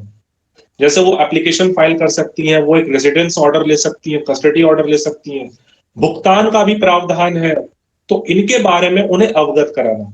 उसके बाद section 498A of the IPC, वहां पे आप डोमेस्टिक वायलेंस का केस दर्ज करा सकते हैं और वहां पे सजा का प्रावधान किया गया है। जैसा कि आप अपने स्क्रीन पर देख सकते हैं, डोमेस्टिक वायलेंस एक्ट के तहत अगर आप आईपीसी के थ्रू अगर आप मूव करते हैं तो वहां पे क्रूएल्टी का प्रावधान है। क्रूएल्टी कमिट करने के ग्राउंड पे आप किसी भी हस्बैंड को कन्विक्ट करा सकते हैं और इसमें 3 साल तक की कारावास हो सकती है। ये तो हुआ डोमेस्टिक वायलेंस की बात। अब बात करते हैं, अगर काम के जगह पे जहां पे महिला काम करने जाती हैं, अगर वहां पे उनके साथ अगर कोई सेक्सुअल ऑफेंस हो, अगर उन्हें हरास किया जाए, उत्पीड़न कमिट करें उन पे कोई, तो वो क्या कर सकती हैं? इसके लिए इसके उपलक्ष्य में sexual harassment of women at work places act 2013 में पास करा गया। ये निर्भया कांड के बाद हुआ और भी बहुत सारे गैंग रेप केसेस आए थे और विशाखा का केस आया था, विशाखा गाइडलाइंस आया था, तो उसको बेसिकली रिप्लेस करते हुए ये एक्ट फॉर्म किया गया। बात करते हैं सेक्सुअल हैरेसमेंट की, तो ये एक्ट भी डिफाइन करता है कि सेक्सुअल हैरेसमेंट, यौन उत्पीड़न होता क्या है। ये बात करता है physical contact and advances, a demand और रिक्वेस्ट फॉर सेक्सुअल फेवर्स और मेकिंग सेक्सुअली कलर्ड रिमार्क्स और शोइंग पोर्नोग्राफी। और लास्ट लाइन बहुत महत्वपूर्ण है, ओके लास्ट लाइन बहुत महत्वपूर्ण है, वहां पे लिखा हुआ है any other unwelcome physical, verbal और नॉन वर्बल कंडक्ट। तो कैसा भी कृत्य हो, अगर वो सोशल नेचर का है तो वो हैरेसमेंट में कवर होगा। अब उसके लिए वो क्या कर सकते हैं? उसके लिए वो सेक्शन 9 के तहत कंप्लेंट लॉन्च कर सकते हैं। देखिए, कोई भी कंपनी जो होती है उसके ऊपर ये दायित्व होता है, एम्प्लॉयर के ऊपर ये दायित्व है कि वो एक इंटरनल कमिटी बनाए जो कि इस टाइप के मामलों से डील करती है। तो पहले तो आप वहां अप्रोच कर सकते हैं। अगर वो कुछ ना करें तो आप लोकल कमिटी के पास अप्रोच कर सकते हैं। अगर ये भी कुछ ना करें तो आप सीधा सीधा मजिस्ट्रेट के पास जा सकते हैं और एफआईआर दर्ज करा सकते हैं। अब मैं ब्रीफली बताऊंगा कि सीआरपीसी में क्या क्या प्रोटेक्टिव प्रोविजंस हैं। इसके लिए लास्ट पेज को अगर आप ओपन कर सकें। Yes, thank you. Section 46 clause 4, it talks about no woman shall be arrested after sunset and before sunrise. किसी महिला को आप सूर्यास्त के बाद और सूर्योदय से पहले का जो बीच का समय होता है, आप इस बीच गिरफ्तार नहीं कर सकते हैं। बहुत कम लोगों को पता है और पुलिस वाले अपने पावर का अब्यूज करते हैं, वो कभी भी गिरफ्तार कर लेते हैं, बट ऐसा नहीं किया जा सकता है। एक्सेप्शनल केसेस हैं, उनमें कर सकते हैं। सेक्शन 47(2), आपने सीआईडी देखी होगी तो वहां पे एक फेमस डायलॉग होता है, बोलता है वो कि दरवाजा तोड़ दो तेरा, ठीक है। तो पुलिस जब अरेस्ट करने जाती है तो उनके पास ये पावर होता है कि अगर गेट ना खोले तो वो दरवाजा तोड़ के अंदर जा सकते हैं। लेकिन दरवाजा तोड़ने से पहले आपको ये ध्यान रखना होगा कि अंदर अगर कोई महिला है तो उस महिला को पहले आपको नोटिस देना होगा कि आप बाहर आ जाएं, हम लोग अरेस्ट करने आए हैं, आप बाहर आ सकती हैं। और केवल नोटिस नहीं देना होगा, आपको रीजनेबल फैसिलिटी प्रोवाइड करना होगा ताकि वो बाहर आ सके। यहां तक का प्रावधान किया हुआ है। ये ड्यूटी होती है पुलिस ऑफिसर्स की जब भी वो अरेस्ट करने जाते हैं किसी को। उसके बाद अगर किसी महिला की छानबीन करनी हो तो उसके लिए कोई महिला पुलिस पदाधिकारी ही कर सकती है। और उसके साथ भी सेक्शन 51(2) बात करता है कि विद स्ट्रिक्ट डिसेंसी का आपको ख्याल रखना होगा। ऐसा नहीं कि आप महिला पुलिस पदाधिकारी हैं तो आप कैसे भी बर्ताव कर सकती हैं। You have to act with decency. Section 53(2) आपको पता होगा कि किसी भी व्यक्ति को अगर अरेस्ट करते हैं तो हर 48 से 72 घंटे में उसका मेडिकल चेकअप होता है। तो महिला के केस में अगर ये मेडिकल टेस्ट कराना है तो इसके लिए कोई महिला मेडिकल प्रैक्टिशनर का होना आवश्यक है, कम से कम उनकी सुपरविजन में, उनके देखरेख में होना चाहिए। अगला बात करता है सेक्शन 160। कोई भी महिला, उसको आप पूछताछ के लिए कहीं भी नहीं बुला सकते हैं कि जब आप चाहे छोटे मोटे पूछताछ के लिए पुलिस वाले कहीं भी नहीं बुला सकते। उन्हें आना होगा पूछताछ करने के लिए महिला के घर पे जहां वो रहती है। सीआरपीसी के अलावा आपने सुना होगा मैटरनिटी बिलीफ एक्ट के बारे में, बेनिफिट एक्ट के बारे में। मैटरनिटी के वक्त उन्हें 24 हफ्ते तक का छुट्टी लेने का, अवकाश लेने का प्रावधान होता है, वो ले सकती हैं। और इस बीच उनकी नौकरी नहीं छीन सकता है उनका एम्प्लॉयर। लास्टली मैं अपने शब्दों को विराम देना चाहूंगा और उससे पहले एक स्मॉल एनेक्डोट शेयर करना चाहूंगा। I would like to talk about Brahma's cabinet, lord Brahma's cabinet. Brahma के कैबिनेट में 3 मेजर पोर्टफोलियोज थे। There were 3 major portfolios in the Brahma's cabinet. First one was defence and that was given to goddess Durga. The second one was of finance, finance दिया गया था लक्ष्मी जी को। और तीसरा major था वहां पे शिक्षा मंत्रालय, वो दिया हुआ था सरस्वती माँ को। और एक छोटा सा जो कैबिनेट एक पोर्टफोलियो था, वो एकमात्र कैबिनेट पोर्टफोलियो था इंफॉर्मेशन ब्रॉडकास्टिंग का, सूचना इधर उधर करने का, वो दिया हुआ था नारद मुनि को। तो इससे पता चलता है कि हमने अपने एंशिएंट कल्चर में महिलाओं का क्या ओहदा रखा है और उनके प्रति क्या रिस्पेक्ट की भावना रखी है। Women have been considered to be superior to men if you read the ancient text, holy mythology of Hindus. इसके साथ मैं एक और बात कहना चाहूंगा कि women are the first teachers of children. महिलाएं जो होती हैं, माएं जो होती हैं, कोई भी बच्चा स्कूल बाद में जाता है, उससे पहले उसका जो इनिशियल शिक्षा होता है वो उनकी माँ ही देती है। तो महिलाओं को सशक्त करना और उनकी शिक्षा इंश्योर करना ये बहुत क्रूशियल है। Men and women are 2 equal vehicles of the same vehicle. वो एक पहिए के, एक बाइसिकल के 2 बराबर चक्के हैं।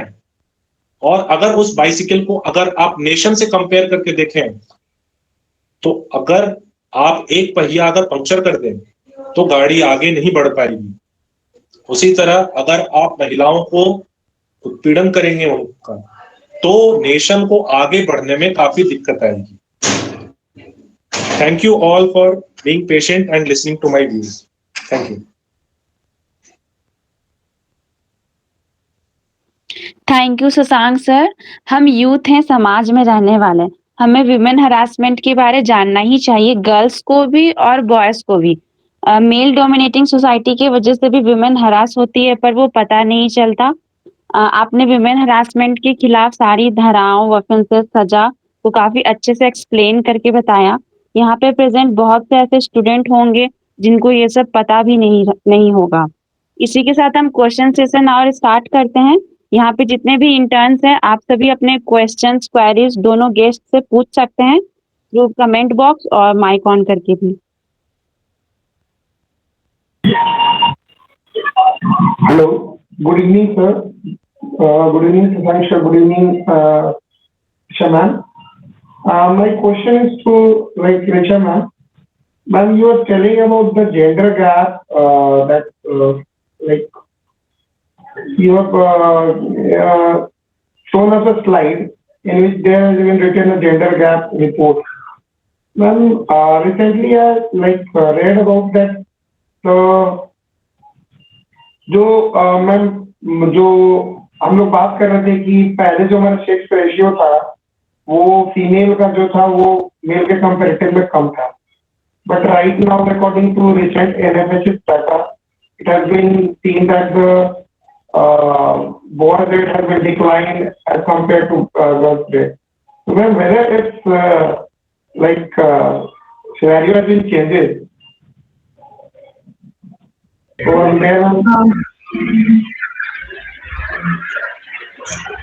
Yes, Abhishek, you have pointed well. Actually, it's the birth rate, and it's a very recent data. And maybe it's just my perspective, but COVID-19 के दौरान इतने ज़्यादा cuts और restrictions थे कि actually में ना ये जो sex selective prenatal abortion होता है ये किया नहीं जा सकता. ये मतलब बहुत ही critical और leftist angle शायद मैं बता रही हूँ, but I personally believe so. और ये status इसी का नतीजा है. देखते हैं coming 2, 3, 4, 5 years में same statics continue होती है कि नहीं. और ये बर्थ रेट के बारे में है, ना कि मतलब उनके पार्टिसिपेशन और जैसे कि मैंने पॉलिटिकल एम्पावरमेंट, इकोनॉमिक सिनेरियो बताया या फिर हेल्थ इंडेक्स बताया, इन सब को लेकर. Okay, ma'am. Ma'am, I am not the information you gave was, ma'am, very informative. But the thing was we just government is pushing the schemes like Beti Bachao, Beti Padhao. But the kind of scenario that has been changes with the passage of time. So according to the recent data, we have government must implement also Beta Padhao, Beta Bachao, like that. So there is also, ma'am, hierarchical. I know, ma'am, it's a patriarchal society, but things have been changes with passage of time. Yes, you are very correct. Actually, we cannot bring change in a minute. There is a need for transformation and gradual process. So yes, you are right, and government is making efforts. I cannot deny this fact. You are absolutely correct. But when I, as a lecturer, present you regarding some topic, then I will go into the details and what should we can improve better, how we can improve better. So I have discussed on the gap portion. But yes, obviously, government is doing much and there has been success. Thank you so much, ma'am, for your informative session. It was very, ma'am, insightful session. I enjoyed very lots much. Thank you.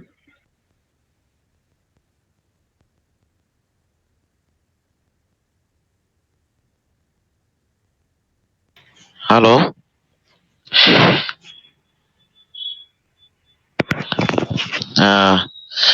शशंकर sir से मैं एक question है कि एक sex से related, जैसे कोई एक लड़का जॉब करता है, मान लीजिए एक लड़का जॉब करता है, ठीक है, तो उनको जो है आजकल बहुत तरह का दिखा भी जा रहा है कि लड़की को भला फुसला करके बहुत दिनों से मतलब लव प्यार बहुत सारा कर लिया, बाद में क्या होता है 2-3 साल बाद में बोलता है कि नहीं आपसे मतलब कि अभी मैं आपसे शादी नहीं कर सकता हूँ, ऐसा कह के वो मतलब अपना निगलेक्ट करता है उस लड़की को. तो मतलब अगर पुलिस के यहाँ अगर केस कर दिया उस लड़की, तो उसका क्या क्या हो सकता है, उसका आप बता दीजिए. बहुत बढ़िया सवाल आपने पूछा. तो मैं आपको बता दूं कि सुप्रीम कोर्ट के काफी सारे जजमेंट्स हैं और हिंदू मैरिज एक्ट में भी ये प्रोहिबिटेड है, पनिशेबल है. अगर कोई भी पुरुष किसी महिला से अगर उसको शादी का झूठा वादा करके अगर उसके साथ यौन संबंध बनाने का प्रयास करता है या फिर ऐसा करता है, तो ही विल बी कन्विक्टेड. वो रेप की कैटेगरी में आएगा और उसके लिए सजा मुहैया कराई जाएगी. वही सजा होगी उस पे ये माना जाएगा कि उसका कंसेंट नहीं था। क्योंकि देखिए, जब आप कंसेंट की बात करते हैं, जब उन्होंने कंसेंट दिया है, परमिशन दिया है, तो परमिशन कंडीशनल दिया है कि आप शादी करोगे, इस कंडीशन पे मैं आपके साथ सेक्सुअल इंटरकोर्स में इंडल्ज कर रही हूं। लेकिन अगर वो पुरुष पहले से जानता है कि वो शादी नहीं करने वाला है, उसका इंटेंशन सिर्फ ये है कि वो झूठा वादा करके सिर्फ सेक्सुअल इंटरकोर्स में इंडल्ज करे, तो it will be punishable under 376 of IPC. Thank you.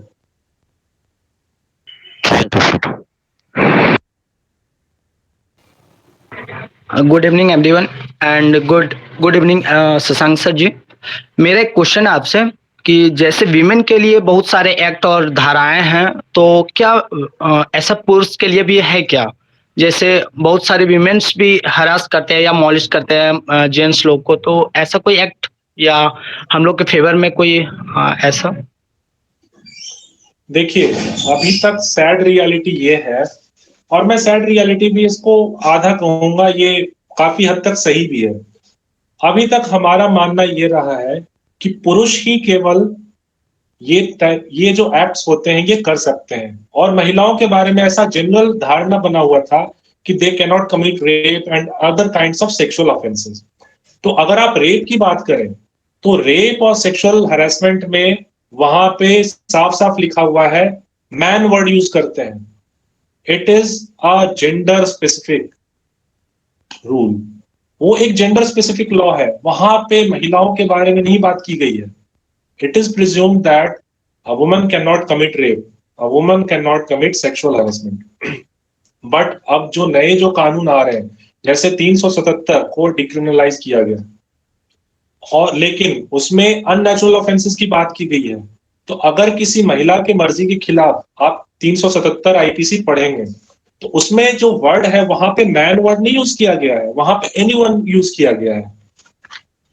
तो 377 में अगर समलैंगिकता का जबरदस्ती कोई प्रयत्न करती है दो महिला आपस में, तो वो भी प्रोहिबिटेड है और वो भी पनिशेबल है। इसके साथ साथ अगर किसी बच्चे पे, बच्चा इन द सेंस 18 साल से कम उम्र के व्यक्ति पे, अगर किसी 18 साल से कम उम्र के नाबालिग लड़के पे अगर कोई महिला यौन उत्पीड़न करती है, तो वो भी पनिशेबल है। अब ये आप पूछेंगे कि ये पनिशेबल कहाँ पे है? ये पनिशेबल है पॉक्सो एक्ट में। तो पॉक्सो एक्ट जो है वो जेंडर न्यूट्रल है, वहां पे पुरुष करें महिला करें दोनों पनिशेबल है। लेकिन आप अगर आईपीसी में जाएंगे तो 376 सीधा सीधा बात करता है मैन के बारे में। तो अभी भी काफी सुधार की जरूरत है, लेकिन कानून अभी प्रॉपर है हमारे यहाँ। Thank you. Thank you sir जी।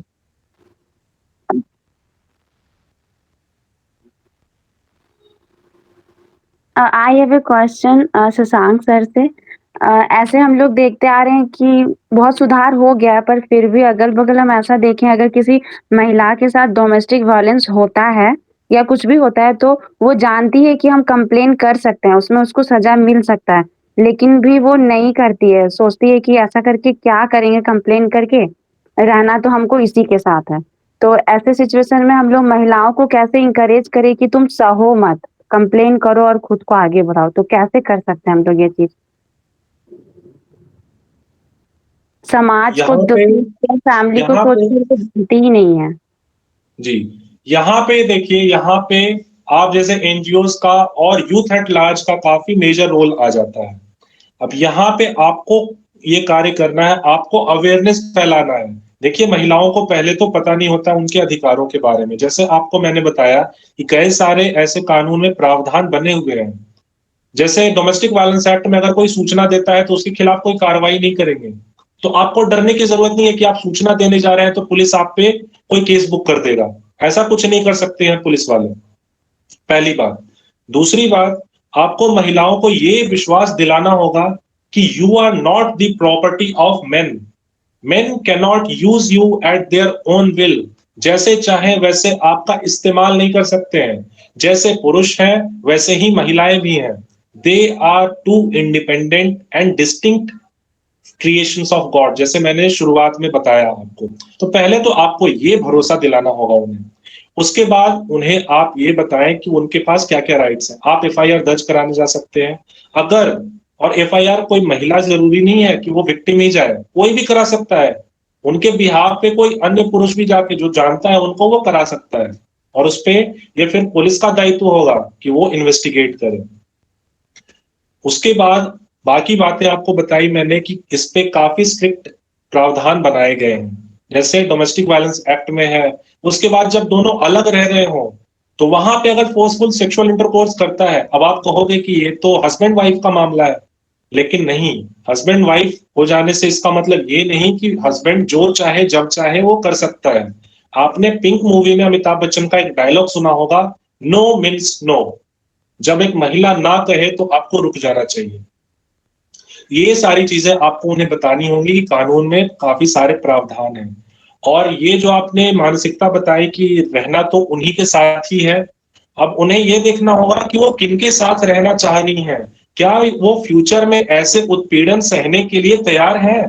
क्या वो ऐसी जिंदगी जीना चाहती हैं? अगर नहीं तो हिंदू मैरिज एक्ट में अब डिवोर्स का भी कॉन्सेप्ट है, और क्रुएल्टी की ग्राउंड पे, सेक्सुअल फेवर्स के ग्राउंड पे, डोमेस्टिक वायलेंस के ग्राउंड पे आप आराम से डिवोर्स ले सकते हो। I think that answers your question. Thank you sir. और किन्हीं का कोई क्वेश्चन है क्या?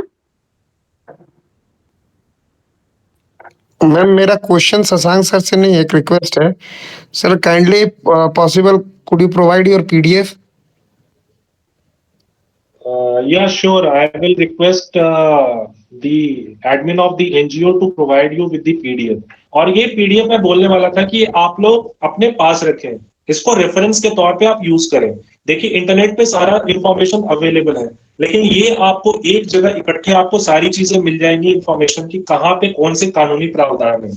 कोई भी आपके पास अगर कोई उत्पीड़न होता है, आपको ऐसा पता चलता है, तो आप इसके खिलाफ एक्शन ले सकते हैं। और हमेशा याद रखें, अगर एफआईआर दर्ज नहीं होता है तो आप एसपी के पास जा सकते हैं, वो भी नहीं अगर दर्ज करते हैं तो आप मैजिस्ट्रेट के पास बेझिझक जाएं।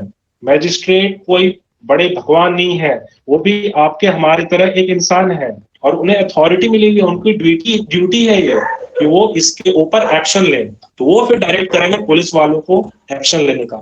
सपोज अगर बहुत बुरे दिन आए कि आपको मैजिस्ट्रेट ने भी मना कर दिया, वो भी अगर कुछ एक्शन नहीं ले रहे हैं, तो आप फिर आपके पास एक ऑप्शन है कि आप रिट पिटीशन फाइल कर सकते हो डायरेक्टली हाई कोर्ट या फिर सुप्रीम कोर्ट में। Under article 32 of the constitution of India आप जा सकते हो सीधा सुप्रीम कोर्ट, या फिर under 226 of the constitution of India आप हाई कोर्ट जा सकते हो। अपने मौलिक अधिकारों का हनन, ये रीजन बता के आप जा सकते हैं और रिट पिटीशन फाइल कर सकते हैं, और उनसे मैंडमस नाम का एक रिट इशू करवा सकते हैं। मैंडमस तब इशू कराया जाता है जब कोई निचला पदाधिकारी, सबऑर्डिनेट अथॉरिटी अपना ड्यूटी करने से इनकार कर दे, तो फिर कोर्ट उनके ऊपर फटकार लगाएगा और उनके ऊपर भी एफआईआर बुक होगी। तो ये बात आप ध्यान रखें और इन चीजों को क्रमशः चले। उसके अलावा आपने राष्ट्रीय महिला आयोग का नाम सुना होगा, तो उनके पास भी आप अप्रोच कर सकते हैं, वो भी काफी हेल्पफुल होते हैं, महिलाओं के प्रति काफी सॉफ्ट होते हैं, तो वो आपको हेल्प प्रोवाइड करेंगे। इसके अलावा NHRC, national human rights commission, राष्ट्रीय मानवाधिकार आयोग के पास भी आप जा सकते हैं, और इन लोगों के पास आपको डरने की जरूरत नहीं है, ये काफी हेल्पफुल होते हैं और काफी कंपैशनेट होते हैं, तो ये आपको काफी हेल्प करेंगे। तो इसका आप नोट रखें और फ्यूचर के रेफरेंस के लिए जरूर अपने पास रखें। Thank you. जी बिल्कुल सर। अब हम सेशन को आगे बढ़ाते हैं। ग्रामीण भारतीय सेवा संस्था के प्रेसिडेंट नीतीश कुमार जी को मैं बुलाना चाहूंगी कि वो अपने शब्दों को रखें।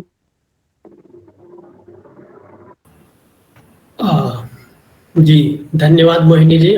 इससे पहले कि मैं कुछ कहूँ आज के सेशन के विषय में, हम लोग के बीच में आज ग्रामीण भारतीय सेवा संस्था के प्रोजेक्ट डायरेक्टर विदेव जी हैं। उन्होंने एक सुंदर कविता महिलाओं के ऊपर में लिखा हुआ है जो बोलना चाहते हैं हम सबों के समक्ष में। तो विदेव जी, मैं आपका आमंत्रित करना चाहूँगा, आप आके थोड़ा सा आपने जो कविता लिखा है महिलाओं के विषय में उसको हम सभी के समक्ष प्रस्तुत कीजिए।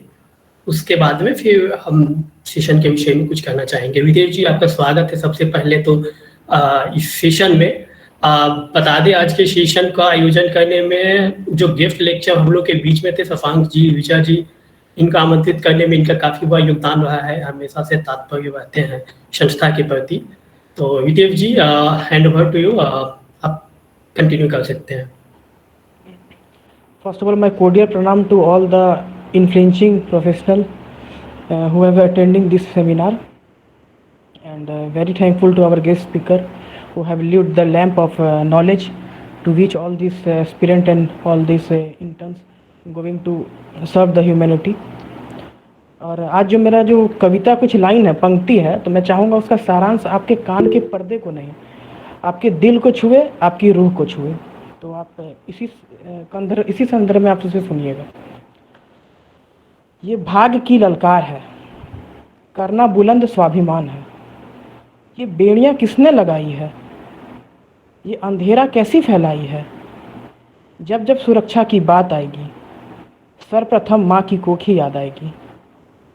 जरा खोल जंगला किरणें आने दे, जरा खोल जंगला किरणें आने दे। ये बहकी हवा है, ऊंची उड़ान भरने दे। ये नकाब है जमाने ने जो पहना है, ये नकाब है जमाने ने जो पहना है। दिया बाती की आड़ में माँ दुर्गा को बस कुचला है। जिस दिन ममता का सब्र टूटेगा, जरा संभलना उस दिन भ्रम टूटेगा। कमान संभाले पुरुष प्रधान, कैसी ये लाचारी है। संपूर्ण जगत जब चीख के दे रहा गवाही है। कमान संभाले पुरुष प्रधान, कैसी ये लाचारी है। संपूर्ण जगत जब चीख के दे रहा गवाही है कि नियति, प्रकृति और शक्ति तीनों की तीनों नारी है। इसके साथ मैं अपने शब्दों को और अपने जीभा को दोनों को विराम देना चाहूँगा। धन्यवाद।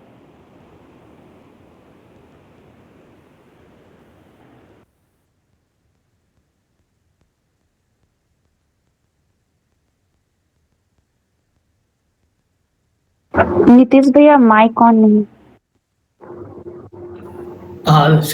धन्यवाद द्विदेव जी, काफी बेबाकी के साथ में काफी सरलता पूर्वक आपने हम सबों के समक्ष में ये कविता के माध्यम से हमारे अंदर जो फीलिंग्स है, भावनाएं हैं, उनको हम सबों के समक्ष में रखा है।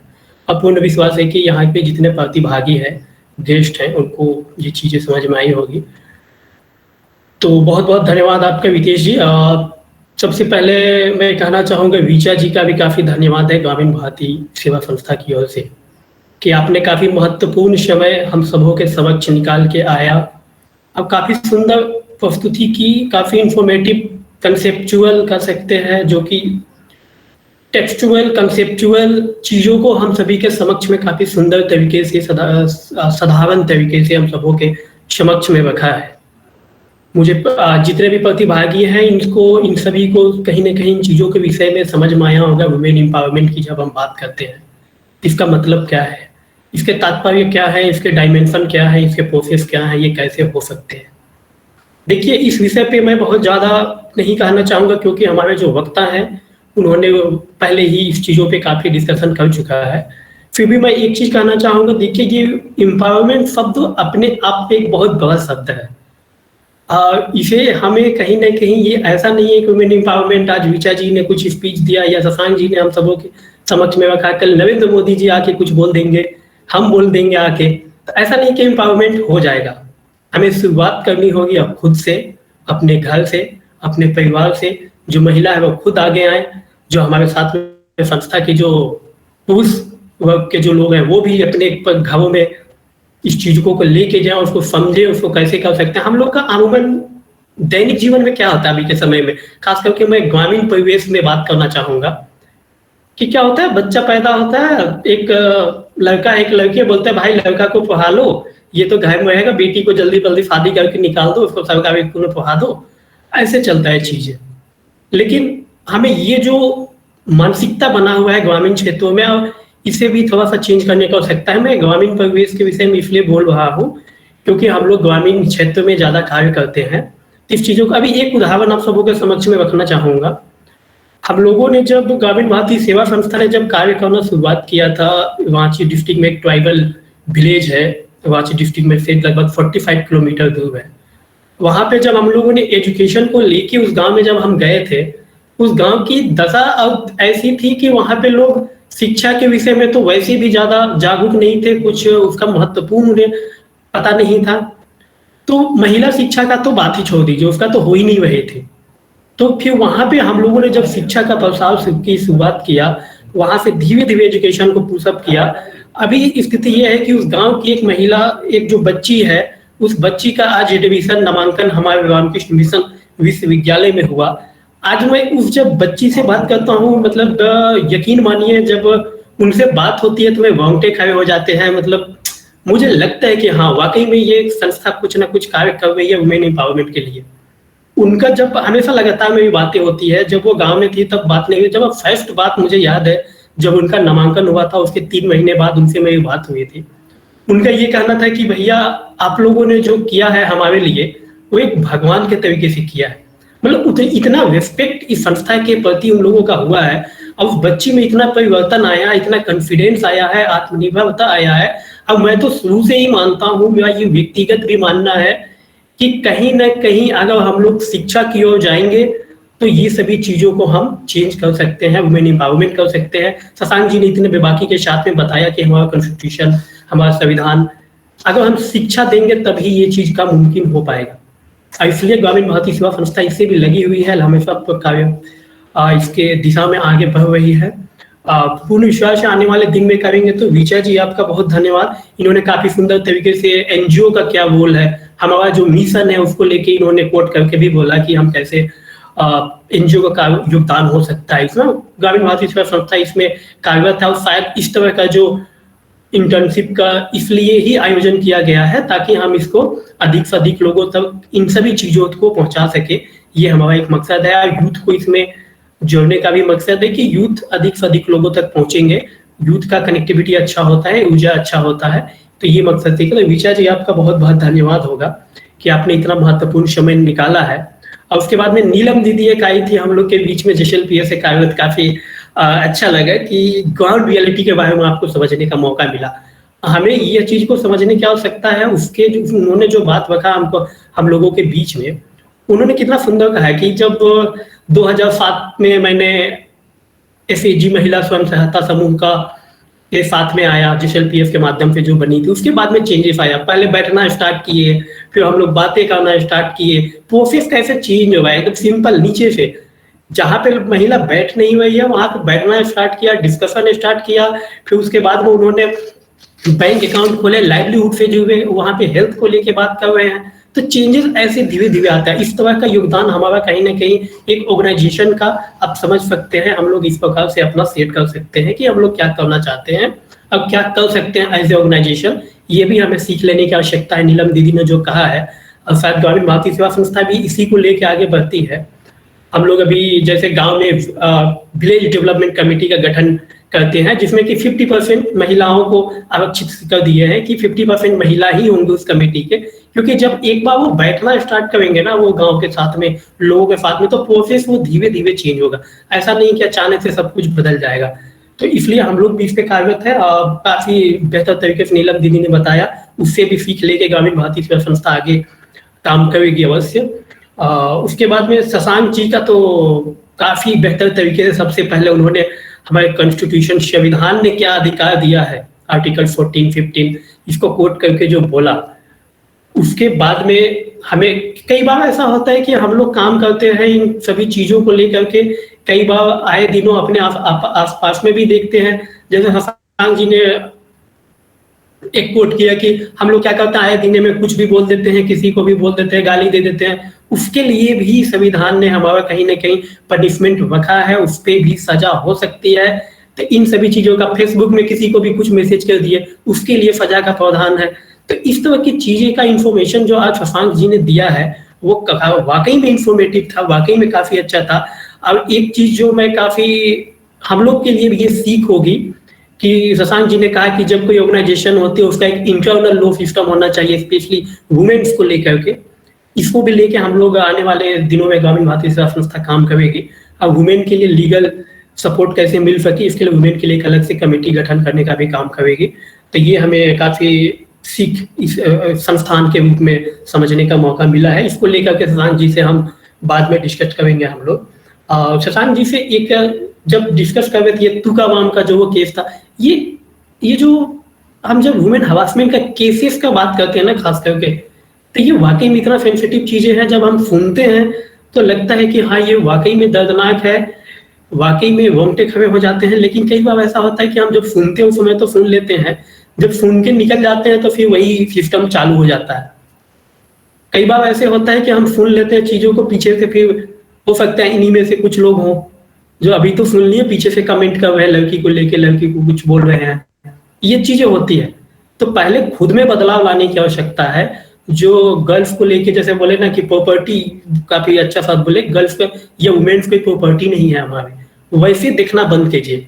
कैसे कैसे शब्द इस्तेमाल करते हैं आजकल के युवा, ये आप सभी भली भांति परिचित हैं। और मुझे पूर्ण विश्वास है कि इसमें से आए हुए भी कुछ लोग हैं जो उस तरह के अपशब्दों का प्रयोग करते हैं। ये हमारे लिए शर्म की बात है, और कहीं ना कहीं हमें ये सीखने के लिए, हमें समझने के लिए ही इस प्रकार के सेशन का आयोजन हमने वो नहीं किया है। तो पूर्ण विश्वास है, कम से कम अगर यहाँ पे जो सेशन में आए आज जितने पार्टिसिपेंट हैं, 49 पार्टिसिपेंट अभी यहाँ पे उपस्थित हैं, अगर इतने लोगों ने भी, अगर इसमें से अगर लोगों ने माना इन चीजों को, महिलाओं को एक देखने का नजरिया चेंज किया, महिलाओं के खिलाफ अपशब्द बोलने बंद किए, महिलाओं के खिलाफ गलत व्यवहार करना बंद किया, तो कहीं ना कहीं हम समझेंगे कि यह सेशन का सफलता हुआ है। पहले हम खुद सीखेंगे, तब दूसरों को सिखाने के लिए जाएंगे तो बेहतर होगा। कई बार ऐसे कुछ हमारे यहाँ से उपस्थित लोग हैं, होंगे, कई बार क्या करते हैं, अभी का समय में फैशन हो गया है कि हम कोई लड़की अच्छी सुंदर दिखी, भाई उसको प्रपोज कर दो, हम उसे आई लव यू बोलते हैं, जो भी बोलते हैं। तो इस तरह की चीजें जब वो ना बोल रही है तब उसके पीछे लगातार पड़े हुए हैं भाई साहब। ये सभी चीजें होती हैं, ये हम अपने दैनिक जीवन में देखते हैं, अपने मित्रों के साथ देखते हैं, अपने साथ में कार्य कर रहे लोगों के साथ देखते हैं, वो लगातार टॉर्चर करते हैं उनको। अब इस पे शायद महिला भी इसलिए नहीं बोलती है क्योंकि इसके बहुत से कारण है, इस पे डिटेल में बात करना नहीं चाहेंगे। तो देखिए, आप लोगों से एक ही रिक्वेस्ट है, हाथ जोड़ करके, जितने भी ग्रामीण भारतीय सेवा संस्था के मेंबर्स हैं, पार्टिसिपेंट हैं, आप सभी से कि आज एक प्रण लेके जाइए, आज एक सोच के जाइए, यहाँ पे वचन दे के जाइए हम सभी को, कम से कम यहाँ से जितने लोग हैं, इतने लोग महिलाओं को अलग नजरिए से देखिए, उनका सम्मान करें, उनको अपशब्द ना कहें, उनके खिलाफ कुछ ना बोले, तो मैं समझूंगा कि ये जो आज का सेशन है वो कहीं ना कहीं सफल हुआ है। तो शशांक जी, आपका बहुत ही धन्यवाद होगा कि आपने इतने बेहतर तरीके से हम लोगों को बतलाया है। एक रिक्वेस्ट भी है संस्थान के तरफ से आपको, चूंकि इस तरह के सेशन तो होते हैं, और हम लोग झारखंड ट्राइबल बिल ज्यादा है, इसमें ट्राइबल क्षेत्र काफी है, और हम लोग ग्रामीण क्षेत्रों में काम करते हैं। हम चाहेंगे इन फ्यूचर आप सब आपके साथ में मिलके, आपके टीम के साथ में मिलके, हम भविष्य में जब भी समय निकले, जब भी आपके पास समय हो, हम इस प्रकार के कुछ कैंप, कुछ वर्कशॉप, फिजिकल वर्कशॉप गाँव में जाकर के एक कैंपेन की तरह से करने का कोशिश करेंगे। आपसे इसमें विस्तृत रूप से बातें होंगी बाद में, और मुझे पूर्ण विश्वास है आपका सहयोग भी इसमें मिलेगा, क्योंकि एक होता है हम लोग के, जब हम लोग डेवलपमेंट प्रोफेशनल होते हैं तो हमारे डेवलपमेंट सेक्टर के दोस्त दिल्ली में भी है, मुंबई में है भी है, बेंगलोर में भी है, मध्य प्रदेश, एमपी, महाराष्ट्र, सब जगह पे है हमारे डेवलपमेंट प्रोफेशनल, कहीं ना कहीं मिल ही जाते हैं। तो आप लोग भी चूंकि वकालत से जुड़े हैं, हो सकता है आप समय ना दे पाए, आपके मित्र तो वकील ही होंगे, हो सकता है कोई रांची में हो, झारखंड में कहीं पे हो, उनके साथ मिलके क्या कुछ कर सकते हैं क्या, ऐसे इस प्रकार के वर्कशॉप कर सकते हैं क्या, इन चीजों को लेके अधिक से अधिक लोगों तक पहुंच सकते हैं क्या। तो इस पे भी थोड़ा सा आपसे रिक्वेस्ट है कि इस पे थोड़ा सा विचार कीजिएगा। हम लोग इसको आने वाले दिनों में करने का प्रयास करेंगे। इसके अलावा ऑर्गेनाइजर टीम का भी बहुत बहुत धन्यवाद है, क्योंकि अगर वो ना होते तो ये सेशन ना होता। तो काफी बेहतर तरीके से पूरा वास इंटर्नशिप का डिजाइन जो किया है इन्होंने शुरू से, मेंस्ट्रुअल हाइजीन पे, फिर वुमेन एम्पावरमेंट, हरासमेंट, अगला सेशन वाटर पे होना है, तो ये जो डिजाइन किया है, इसका जो इम्प्लीमेंटेशन अभी हो रहा है सेशन का, वो काफी बेहतर तरीके से है। तो ऑर्गेनाइजर टीम को विशेष धन्यवाद, चंचल जी हैं, प्रीतम जी हैं, मोहिनी जी हैं, आप लोगों का भी बहुत बहुत धन्यवाद है। उम्मीद, मुझे पूर्ण विश्वास है कि आने वाले दिनों में इसका बेहतर परिणाम होंगे, और वैसे और भी सेशन हम आने वाले दिनों में करेंगे।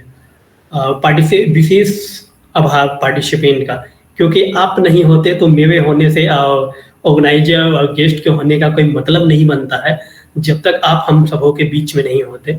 तो तो पार्टिसिपेंट का भी बहुत बहुत धन्यवाद है। सीख के जाइए। आप अगर अपने जिंदगी का 6 घंटा 8 घंटा इस संस्था को दिए हैं, इस संस्था में दिए हैं इंटर्नशिप के लिए, तो कुछ सीख के जाइए, कुछ लेके जाइए, तभी हम समझेंगे कि इंटर्नशिप सफल हुआ है। बस यही बोलेंगे। अब सभी को बहुत बहुत शुभकामनाएं, धन्यवाद। हम सभी फिर से मिलेंगे। बहुत बहुत धन्यवाद। जोहार।